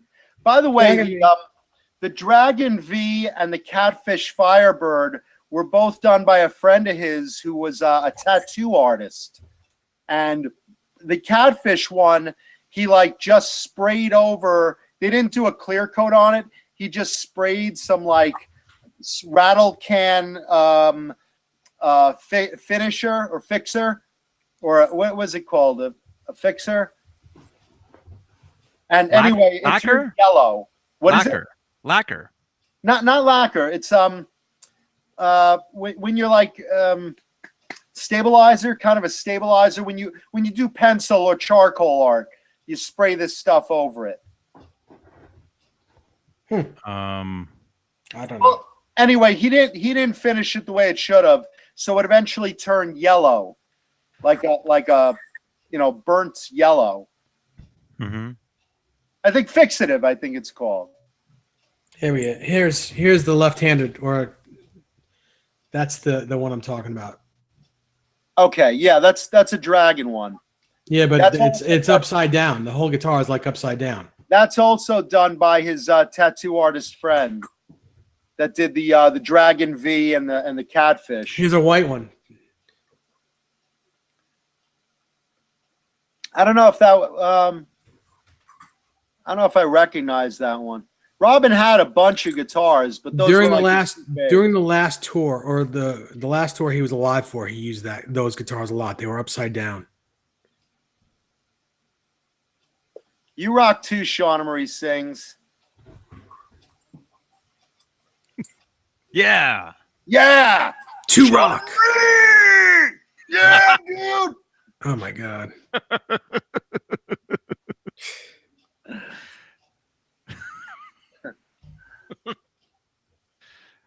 Oh, that's cool. What are you looking at that no one else is seeing? Robin Crosby's guitars. All right, it's funny because Dave's like got these smiles on his face. He's like, "Oh, this is so cool. I wish I could share this with everyone, but I'm not gonna." Nope. I'm saving those for later. Yeah, Robin Crosby was great, man. 95 people watching, 73 thumbs up, thumbs up, thumbs up, thumbs up. What do you think? Can we hit 100? We broke 100 thumbs up last week. Can we do it again? Did we break 100 thumbs up during the show though? We did. So. You did. Left already. Johnny and I stayed on. If you watched last Tuesday's show, the last 15 minutes, we stayed on a little longer just to do some crazy things to get extra thumbs up. Yeah, we had a jerk off-a-thon. It was so funny. Nice. Yeah. No, you missed it. You missed it. I didn't miss anything. Trust me. I missed nothing. You missed out, Dave. I didn't miss nothing. You don't even know what you missed. Yeah, it was. We were smacking each other's ass with donuts and what was it I said? The bagel special. I was tossing bagels onto my Schwanson, covering Johnny's ass with cream cheese, and whacking his ass with a big fillet of lox. That's gross. Showman Blues says he's seeing empty spots on my back wall. Am I remaking my collection? No, I have 5 guitars on a stand here right next to the computer so I can get to them. So that would be, some of the slots that are up there. I guess eventually I'll put some more up there, but right now, there's just also my front door is there. So when it opens all the way, it hits guitars, and I don't want to do that anymore. No matter what kind of door stopper I have, the door stopper is not long enough. Boy, I have that problem. Hey, Johnny, Todd Graff just wrote, I never got my signed envelope yet. We gave that away as a prize last week. Did you mail that out yet? Yes, Todd, you should be getting that real soon. Okay. Yes. Anthony said there went dinner. Well, hopefully Anthony didn't have bagels and lox. And Krellbar wants to know, what's a Schwanson? Is that a Hungry Man dinner? Depends on the man. Man. Okay, Alan Ford asks, what's the most expensive guitar I own and how much is it? You really want to answer that? Do you know where I live? Do you know where I live? That's the important question. I won't say exactly what the most expensive is. I will one day bring it onto the show. It's really well known, very famous, very special. Maybe I'll bring it on for like our Christmas show or whatever, unless I get jailed or thrown off the show before then. But it, I've paid well into the 5 figures for certain ones. That's as high as I've gone. I mean, I know, like, certain burst Les Pauls that have broken 6 figures, but I don't have one of those. I'm an 80's guy, so. Mm-hmm. Krellbar says this show brings out the worst in me. Dude, you're preaching to the choir here. Yeah. Mm-hmm. Yeah, and this is while we're on the air. You guys haven't seen like before and after. Yeah, you don't know what debauchery happens before and after the show when we're like talking amongst ourselves. This this is us censored. So usually Dave and I are talking like, who, you know, what we would do to Johnny in a drunken stupor more, or, you know, who do we think between the three of us is a better kisser, and should we try it? And, you know, crazy stuff. So, hey Dave, what happened to that guitar I got from you? What's that? The guitar I got from you recently? Did you ever have that on the air?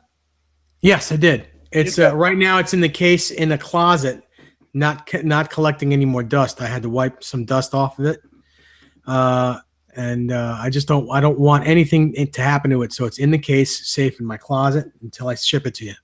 Okay. All right. No, I didn't know if you showed it off. Maybe. Yeah, I did. I showed it off at some point. Yeah. Okay.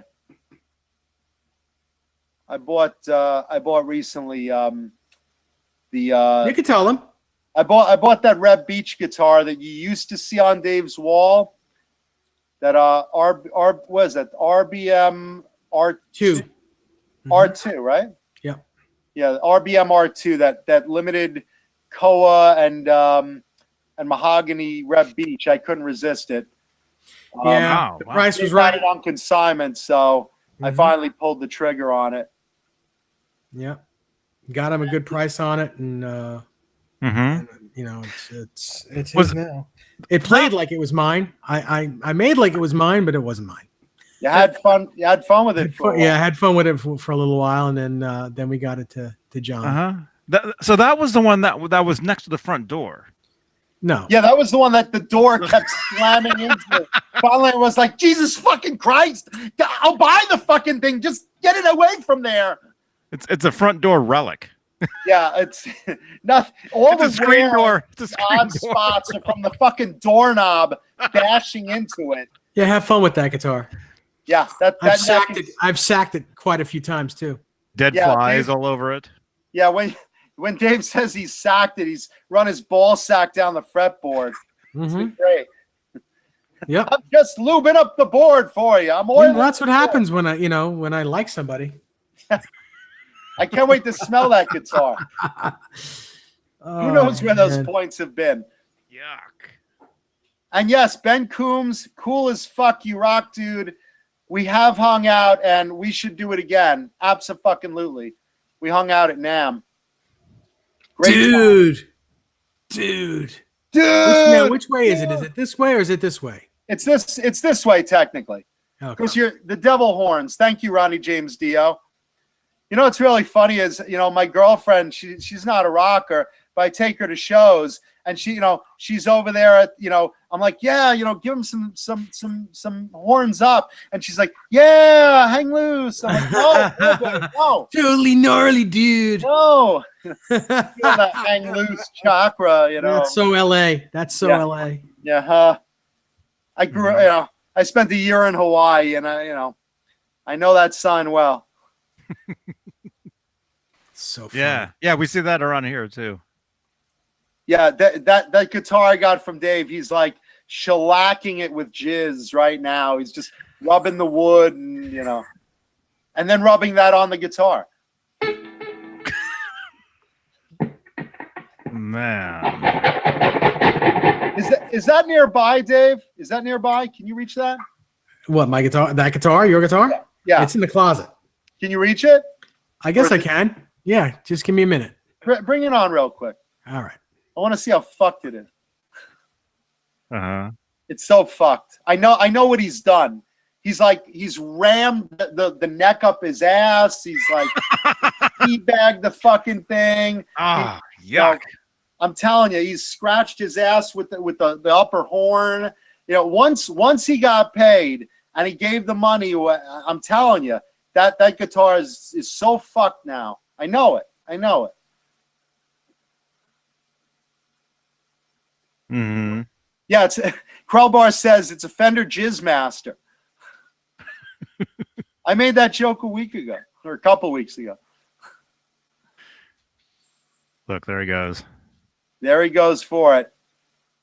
And I'm telling you, right now he's like wiping loads off of it. He's like, I got to make it at least a little presentable. Cram the Kramer. Oh, you know he was sitting there like on the horn, bouncing on it and shit.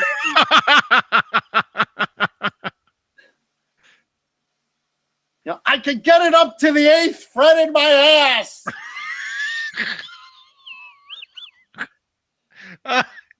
He's trying to play Smoke on the Water with his ass.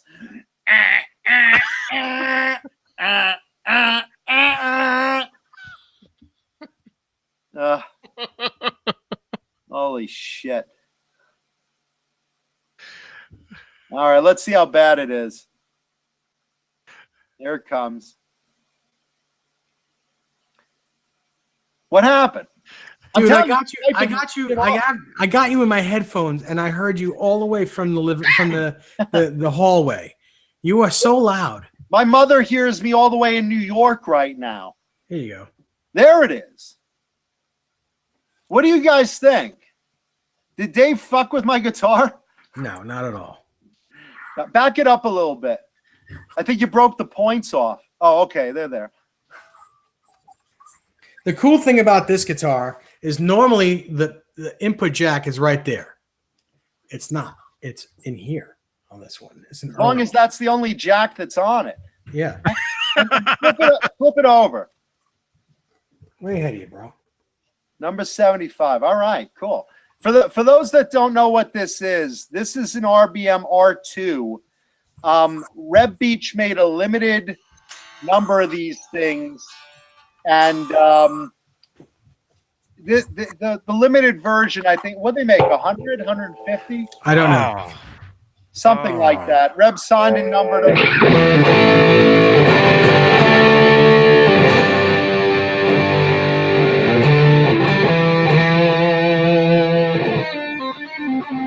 The top is koa.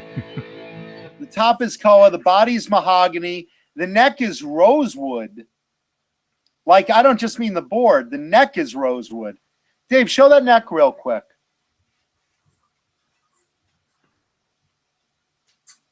Can you see that? There you go.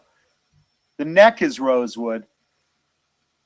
And Reb is a monster player. I don't, you know, I love wingers. Some of you guys do, some of you guys don't. Krellbar says, is that a Reb Beach or a Rub Beach? Yeah,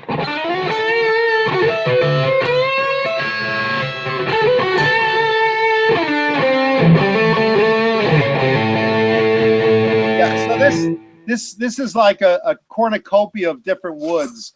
Mahogany body, koa top, rosewood neck. Yeah, coming out very cool.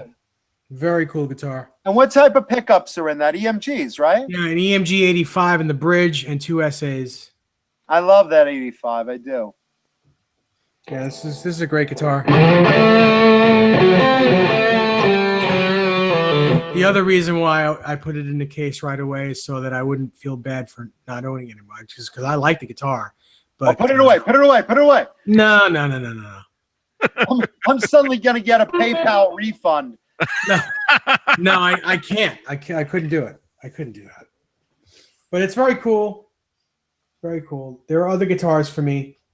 Not I'm okay with it. With not owning this. I'm okay with not owning this guitar. Gold Floyd, is that what's there? It's a gold Edge Low Pro. Oh, I love the Ibanez Edge. Yeah, that's such a great. It really it flutters really well. Still going. Yeah, it's crazy. And again, you know, Reb Beach, it's like he's belonged everywhere. He's been Winger, Dokken, White Snake. What else? He's a couple of things, right? I think that's it. Is that it? I think those 3 bands. I don't know what he was in before Winger, but those 3 bands, those were the 3 bands he was in while he was famous. Didn't he do sessions? Like, isn't he playing? Isn't that him on the Shaka Khan? Don't ruin this for me, Johnny. I want my money back right now. You guys know Shaka Khan? Remember that Shaka Khan that she had? Shaka Khan. Shaka Khan, tell me about what I want to do. Want to hug you and squeeze you and feel you too, Shaka Khan. That's Reb Beach on guitar on there. The song, isn't it? You. I have no idea. I think it is. That better not be. I'm not joking. John BL. Tell us. Somebody tell us in the chat. Alice Cooper, Hal Face says. There you go. I thought he was in one other thing. Alice Cooper. I think him and Kip Winger were in Alice Cooper. Oh, wow. Vince Neil is dead. Kip Winger was in Alice Cooper. Was Reb also? Oh, Reb Beach played in Fiona. Okay. Yeah. She's a singer. Fiona's terrific. I didn't know that. He played with Fiona? Huh? Yeah, apparently. Dave, you said he played with Fiona? Oh, I didn't say it. I just read it. Oh, because Kip Winger did a duet with Fiona. Well, that's probably why Reb Beach played. Blank Palette says Night Ranger as well. Did he join Night Ranger? I didn't know that. Oh, yeah, for a minute. He was a Night Ranger for a minute. John, the action on his guitar is crazy low. That's awesome. I mean, it's really like, yeah, I cannot believe how, yes, but that's why. It's super, super low. For those that don't know, Nesdal is a master at setting up guitars with awesome action. You don't even have to put fingers on it to make a sound. That's great, man. So I could just play slide with my cock and just slide it down the board. No, because it'll hit the frets. You can't play slide on this at all. The frets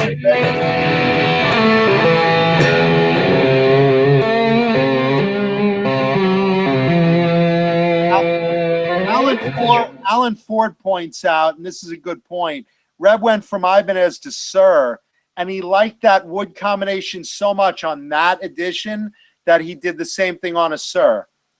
To tell you the truth, he had that Sir while he was with Ibanez.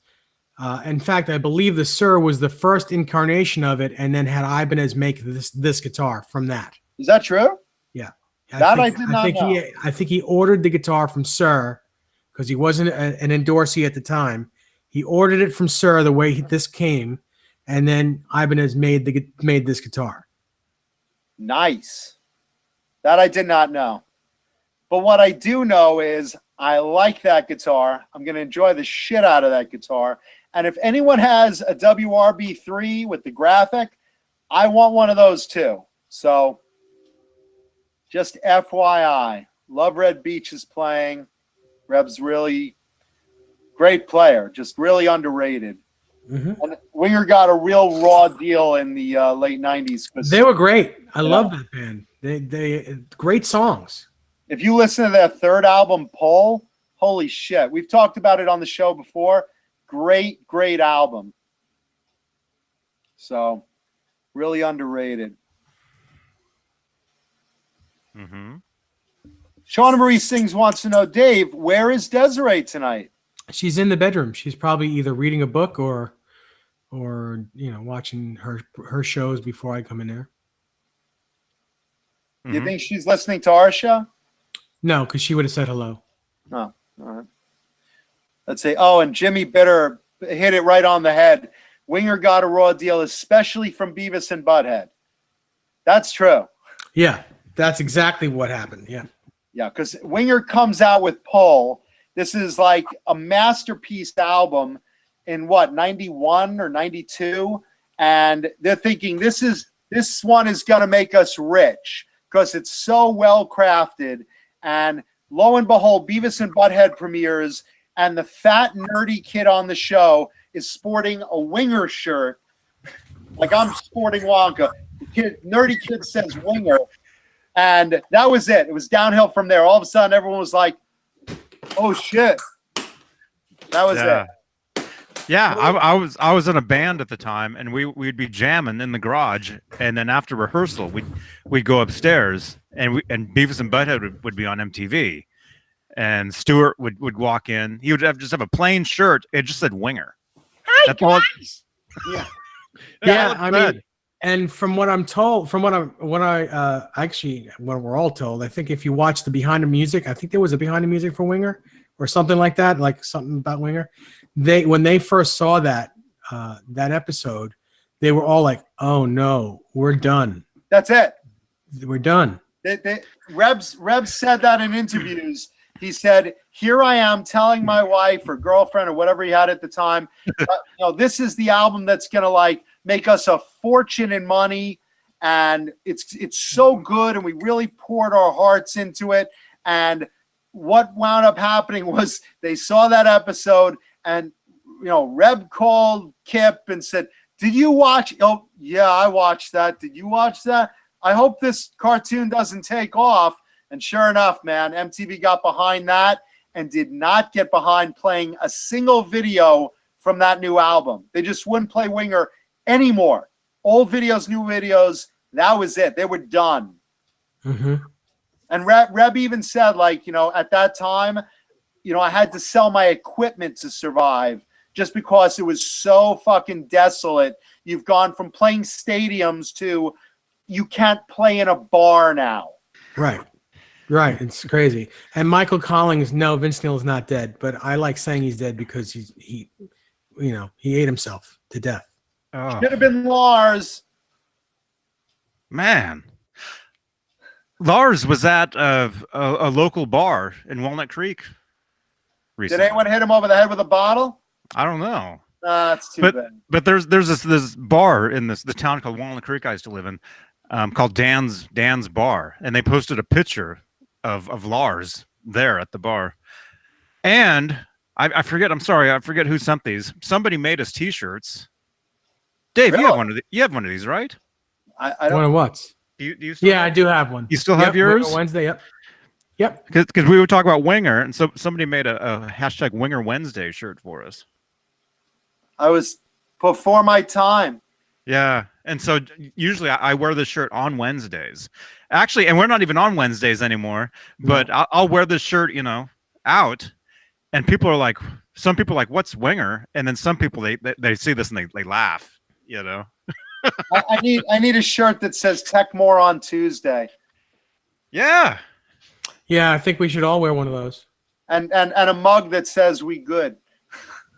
Are we good? Good question mark. That's gonna be my coffee mug. Mm-hmm. Well, let's see. Do we want to break out my last guitar? Yeah, it's 10 o'clock. You got to break it out. Yes, okay. And we need 20 more thumbs ups. So here's what we're gonna do. Because Jay's not here, we got to make up for it. So we've been pulling guitars out of our ass tonight. So if you guys would be so kind to give us a little bit more in the thumbs up department, I will break out a cool ass celebrity guitar for tonight's show right now. Wow. So how many people are in the chat right now? 97? I see 96, but Yeah, And I see 96. how many thumbs up we got right now? 80. I see 80. Okay. Can we just get 20 more thumbs up? I don't care if you go in the next room and get your mother. I don't care if you call your best friend next door. Just give us that satisfaction of getting 100 thumbs up during the live show. And I will pull out the coolest fucking celebrity guitar that you've seen all evening. You just lost one. All evening. Just lost the thumbs up. It was 85 and now it's 84. What the fuck? Yeah, because you talk too much, man. I'm gonna be this. That's what I'm here for. That's why I'm paid the big bucks. Oh, yeah. And no, it's big box, not big bucks. Is that what it is? Yeah. I got an empty box the other day, and I didn't know what it was. I thought it was a gift. Yeah. Big box. Got it. You're good for big box. Well, I would appreciate it if you guys could subscribe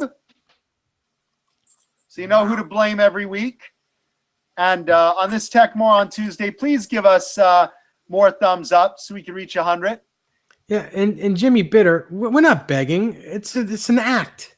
I don't care who gives us thumbs ups or not. Yeah, Jimmy, I'm going to let you in on a secret. It's a bit. It's just a bit. We don't really care. It's just a bit. Back to the thumbs up-a-thon. Okay, so while you guys are doing extra thumbs up, you guys like Steel Panther? The guitarist Satchel. Love the guy. Nice guy. He has excellent tasting guitars. But when those guys first appeared, I think, what were they called? Atomic Punks or something? Yeah, Atomic Punks, yes. Okay. They were doing the Van Halen cover, and they were doing a lot of 80s stuff. and they got hired by Discover Card to do TV commercials as a fake band called Danger Kitty. Oh, yeah, I remember those. Do you remember the Danger Kitty commercial? Yeah. Okay, I'm gonna grab it on YouTube real quick. I'm gonna play it for those that don't remember this, because this is pretty cool.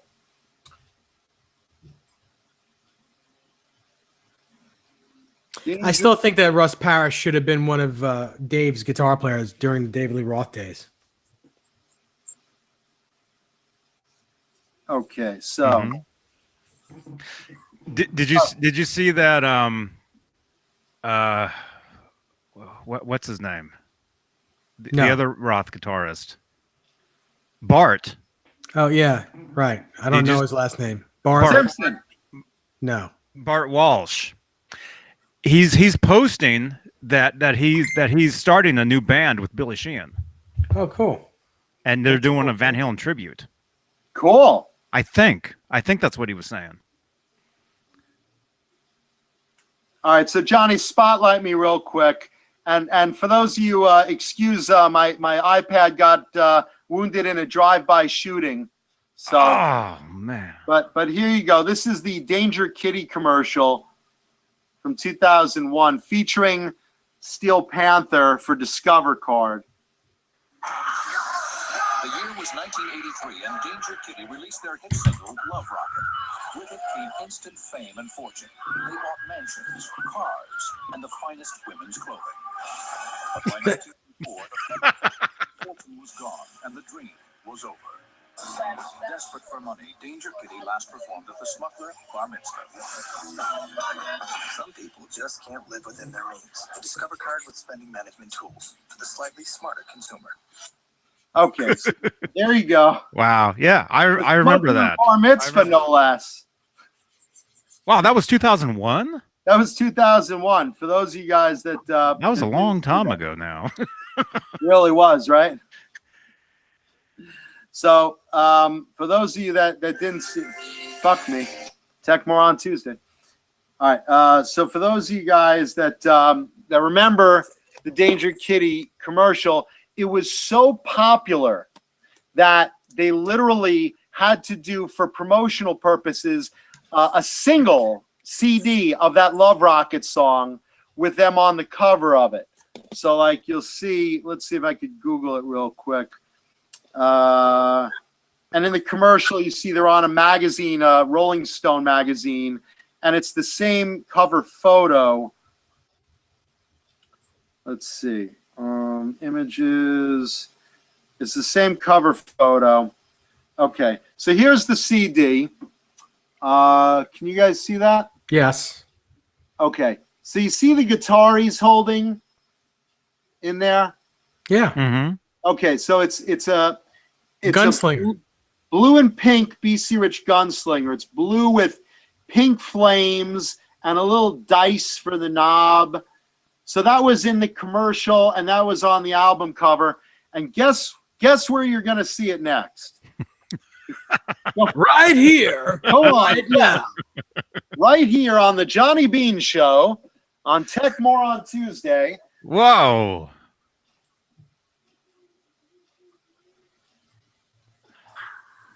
There is. Whoa, there it is. How cool is that? Wow. Reverse headstock. You guys know I love BC Rich Gunslingers. About 1988. That's cool. Pink Hot Rod Flames. It doesn't get any more me than this, right? Yeah. Look at the little dice for the knob. Yeah, that's hip. That's really cool. I'd own that. Now, what's really funny is I brought a photo of this guitar to NAMM because I heard Satchel was going to be there, and I showed it to him, and he went berserk. He was like, "Oh my God, I always wondered what happened to that fucking guitar. I have a poster of me holding that guitar over my bed. I have looked for that fucking thing, wondering where the fuck it was. Did it get repainted? Did it get, he was so excited to like see it, and you can't see it, but the inside of the cavity cover he signed. I'm not gonna unscrew it now, but he was just so happy to see it. That's so cool. So Wow, that's awesome. fun guitar. One of my personal favorite gunslingers too. Mm-hmm. Well, obviously the color plays incredible. And again, I just love these things, but this one of my all-time fave gunslingers. And that one has a real Floyd on it. No, this has one of those Takuchi. Oh, it does? It looks like it was a real Floyd. I think it's Takuchi. I'm pretty sure. It's licensed for Floyd. Let me see.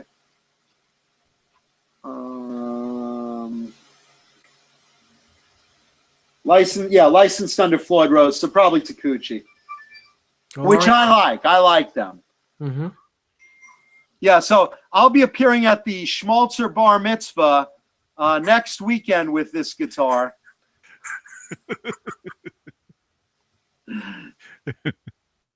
Yeah, so.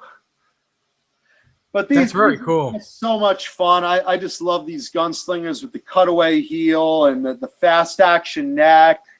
And what's interesting is who had this after he did the commercial. Apparently this was owned by either a studio or a prop house because it's got like serial number stickers on the back for the inventory. I think it was a studio. Yeah, Studio Instrument Rentals, Hollywood, California. Studio. Studio.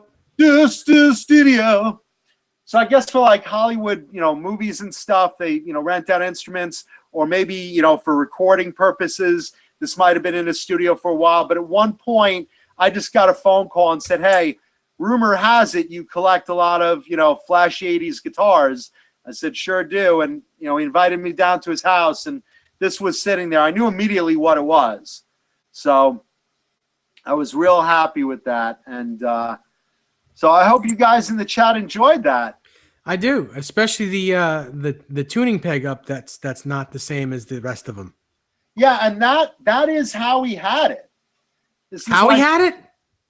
This is Howie. The dog? Howie had it. I didn't know Howie had that.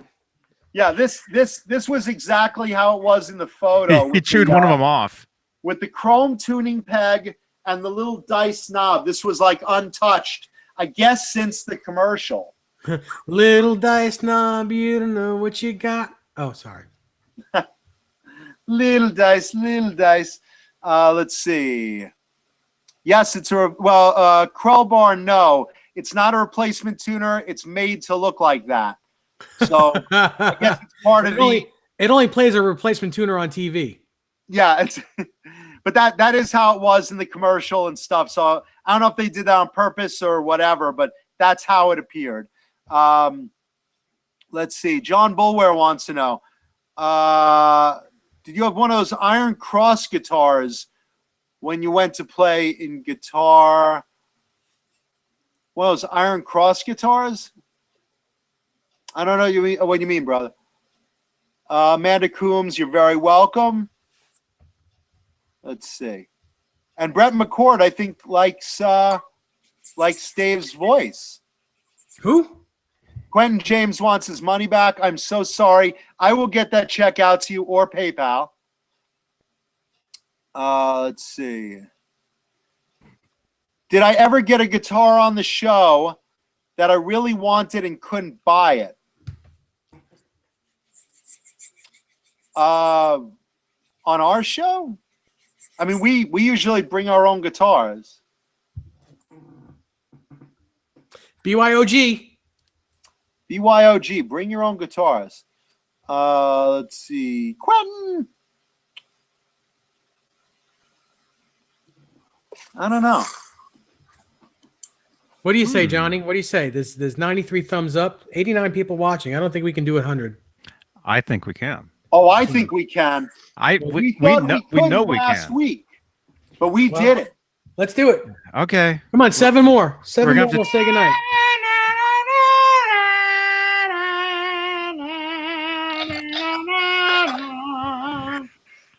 Seven more. If you have any friends, just call them now. Oh, okay. You're talking on Hollywood Treasure. Did I have any guitars? We didn't really have a lot of guitars on Hollywood Treasure. So yeah, on that show, no, I didn't have any guitars I couldn't buy on there. I've seen guitars the rock stars that I know own that won't sell them to me at the moment, but that's as close as we're talking. Love the flame finish. Is that the same guitar they had in the glassy display out in front of the Charbel booth at NAMM? No, Music Therapy Laz, that was a different Hot Rod Flame. That was the 40th anniversary Charbel. But it's the same idea. That's basically where the Hot Rod Flame idea came from. Early Charbels started doing it, you know, modeled after the 1930s hot rod cars, and BC Rich in the 80s and a couple of other brands, I suppose, copied that, you know, Hot Rod Flame, you know, design. Just, you know, and pink's my color, in case you haven't guessed. Alan Ford wants to know, what's the next guitar I'm chasing? Dude, there's a lot of them, man. There's a lot of guitars I'm chasing. I will say this, though. I'll give you a little preview. Next week, I'm going to bring on a cool guitar, a celebrity guitar, that we have talked about where you've seen it. It's been a running theme on the show. So, I'm not giving it away. Oh, not giving it away. But thumbs up. Thumbs up. 5 more, please. Yeah. Come on, 5 more. So next week, I will have a guitar that it's kind of been a running joke for us on the show. So I think you guys will get a kick out of it. So don't miss next Tuesday. Or if you do, just send in a check, and we're okay with it. Let's see. What was the first guitar that started this insane, crazy good madness? Todd Graff wants to know. You're talking for me? What was the guitar that started for me? Yes. Oh, wow. That's because he says John before you ask. So, yes, you. That is me. First guitar that got me addicted. I mean, I just, you know, I'm a child of the glam rock 80s. So seeing all those guitars on MTV got me. What was the first one that you bought that started your madness? That I bought, it was an 88 Fender Stratocaster in cream white, the most boring, you know, single coil guitar you'd ever see. You'd look at this guitar and say, that's Mancuta's, because it was so boring. I loved it because, hey, it made cool noise. I could learn songs on it. But right afterwards, like a month after, I bought a Kramer Beretta with hollow flash stripes on it that was like screaming bright. And a few months after that, I bought a neon green and pink Steve Vai Gem 777. So I went from bland to holy fuck bottle rockets shooting out of my asshole. That's how I got into guitar. Thank you, 1980s glam rock. Awesome. We have 1 to go. We have 99 thumbs up. 99 bottles of thumbs up on the wall. 99 bottles of thumbs up.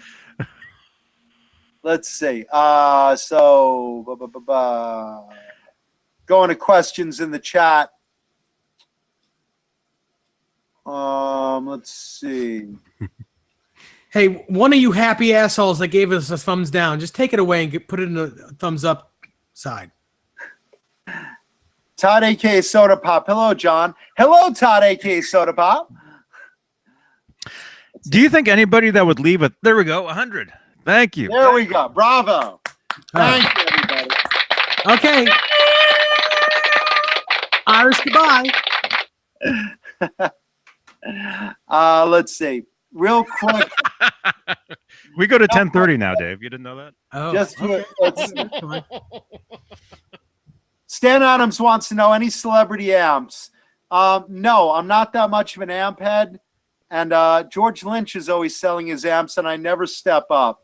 But celebrity because he probably wants a ton of them. He wants a ton for his amps. He wants a lot. But you know what? He's also had most of his amps modified. He has Roland's and old Marshall Plexis and, you know, all stuff like that. I mean, I have 4 amps in total. I have I have an old Marshall. I have a GKML. I have a solid state Marshall, and I have a Peavey. So, I mean, I'm very, very bland with that. And then follow up, how many guitars do I have? Over 300. And I try to bring some onto the show every Tuesday for you guys. We just lost a thumbs up. What the fuck? I knew we should have said goodbye right there. So what amp do you usually play through? Usually the GKML 250.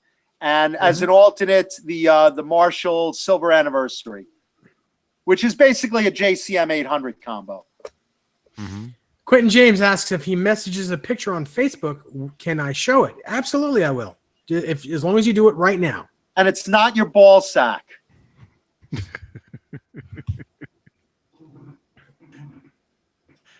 Let's go on Facebook.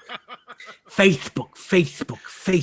And thank you guys for helping us break 100 thumbs up in the live chat tonight. Really appreciate that. We love you guys. Yes. We love each and every one of you, even the ones that leave those. But No, we don't fucking love them. No. Yeah, we do because they're watching. Well, that's true. We do love you. All right. But I was gonna say though, do you think anybody that would leave one of those that they would actually stay? They would stick around, or would somebody just be like and just turn it off? Hold on. Before I go into work, I got to leave a thumbs down for the Johnny Beane show. Hold on. Well, there are those type of people. I don't know. Well, where are we at? 100. Oh, someone's calling someone. That's not me. Yeah. Is that your phone, Johnny? Ding, ding, ding. It's me, but it's not for this. No. Diddling, ding, ding, ding, ding, ding, ding, ding. If it's me, it's probably a bill collector. Well, my mother's seeing up a meeting. All right. All right, Quentin James, where's this picture you're looking to send me? Clamfingers says he's got the oldest nutsack on the channel. I love that name, by the way, Clamfingers. That's really funny.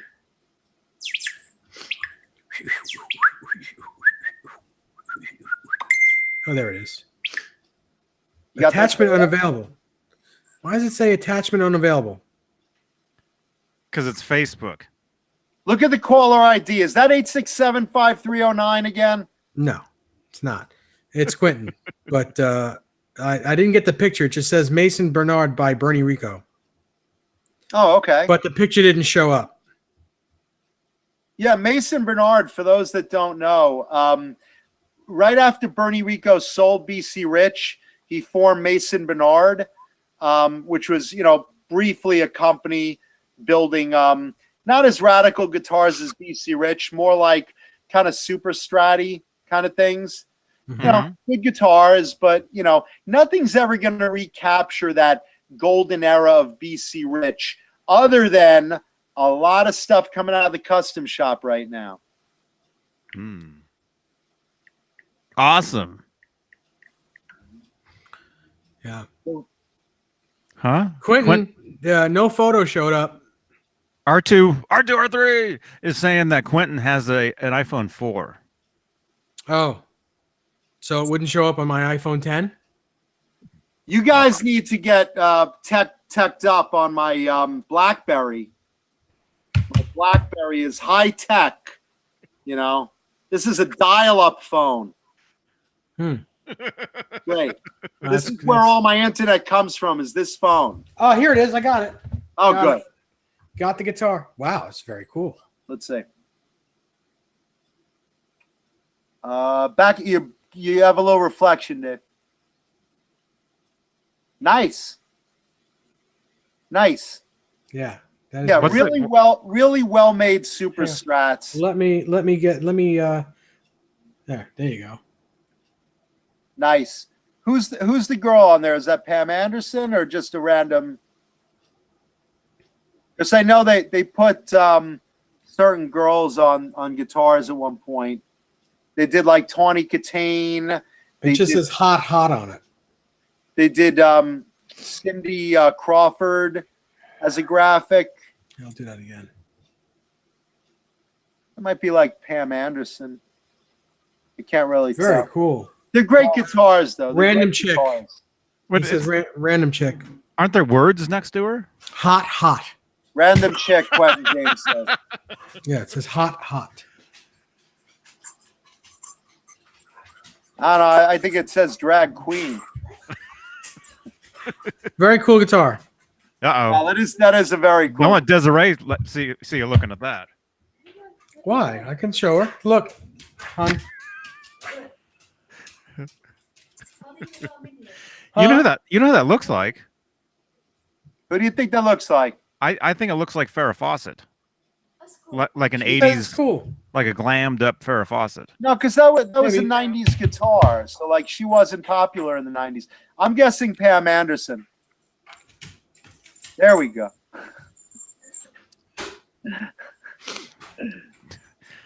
This is the part of the show where we just have it on Dave's face. Amanda Coombs says it's not Pam and it's definitely not Farrah. I'm guessing it's Dave Nesdall in a wig. Oh. Yeah. Stan Adams wants to know, do I have any hamers? I don't have any hamers, but I know Johnny does. Mm-hmm. I do. Yeah, one of my main guitars is a hammer. Yeah. Music Therapy Lad says secretary from WKRP in Cincinnati. You mean Lonnie Anderson? Amanda says, nope, not Lonnie. It might just be a generic girl, but I know that they've previously on their girl graphics used real photos of girls, and Tawny Katane definitely and Cindy Crawford definitely. So Oh, wow. I'm not sure who the blonde is. Here's another picture, I guess, of Quentin playing the guitar. There you go, brother. Wow, awesome. Nice. Let's see that. That's a reverse headstock, too. Very cool. Very cool looking. That's real bitchin', actually. How does it play, man? Brandy! I love this dog. Oh. Mm-hmm. Ben Coombs, good night, brother. See you, Ben. Blank Palette said Desiree looked under Dave's mattress the first day, and it wasn't pretty. What? Who said that? Hold on. Blank Palette says that. That's funny. There was guitars under there. Is that because of all the guitars? I don't keep them under my bed. There was under the mattress. There was. I think he means a secret identity women's clothing outfit. I keep my guns under the bed. Oh. It's all right. You can notch that one right out. It's at the end of the show. Mm-hmm. Nice. Nightbot says, don't forget to share this video to Facebook and Twitter. Yes, we'd appreciate that. Yes. And again, guys, we really appreciate you watching. Subscribe, tell friends, share videos, stick around even if you're asleep. We're very happy to have you all. We love You squeeze your balls when you're watching us. Yeah, listen, I've been juicing. And if you're a on girl, the you can squeeze your screen. little nipples. Oh man. Yeah, listen, Dave rubs his nipples. It's Tug My Tit Tuesday. Oh, that's very funny. Very funny. And you said that with your very own big mouth. Yes, I did. Which is usually around cock. So. Oh God, we've fallen apart. You should have done the Irish goodbye, like I said. Yeah, and now there's cock jokes around me all day. What am I gonna do? Well, anyway, look, we didn't do the Irish goodbye, but we do thank everyone for watching tonight. Johnny, are we good? We could. We're past good. I think we're so fucking past good already. We're good and terrible right now. Oh God. Let's see. Did you guys get a chance to see the new DLR podcast? No, I haven't yet, Sage. Does he have his own podcast? Yeah. Yeah. Oh, man. Oh, the recent one. Yeah. Well, I don't want to bring the show down. Oh boy. Is it bad? Well, We love Dave. We love Dave. yeah. No, Dave's awesome. Dave's awesome.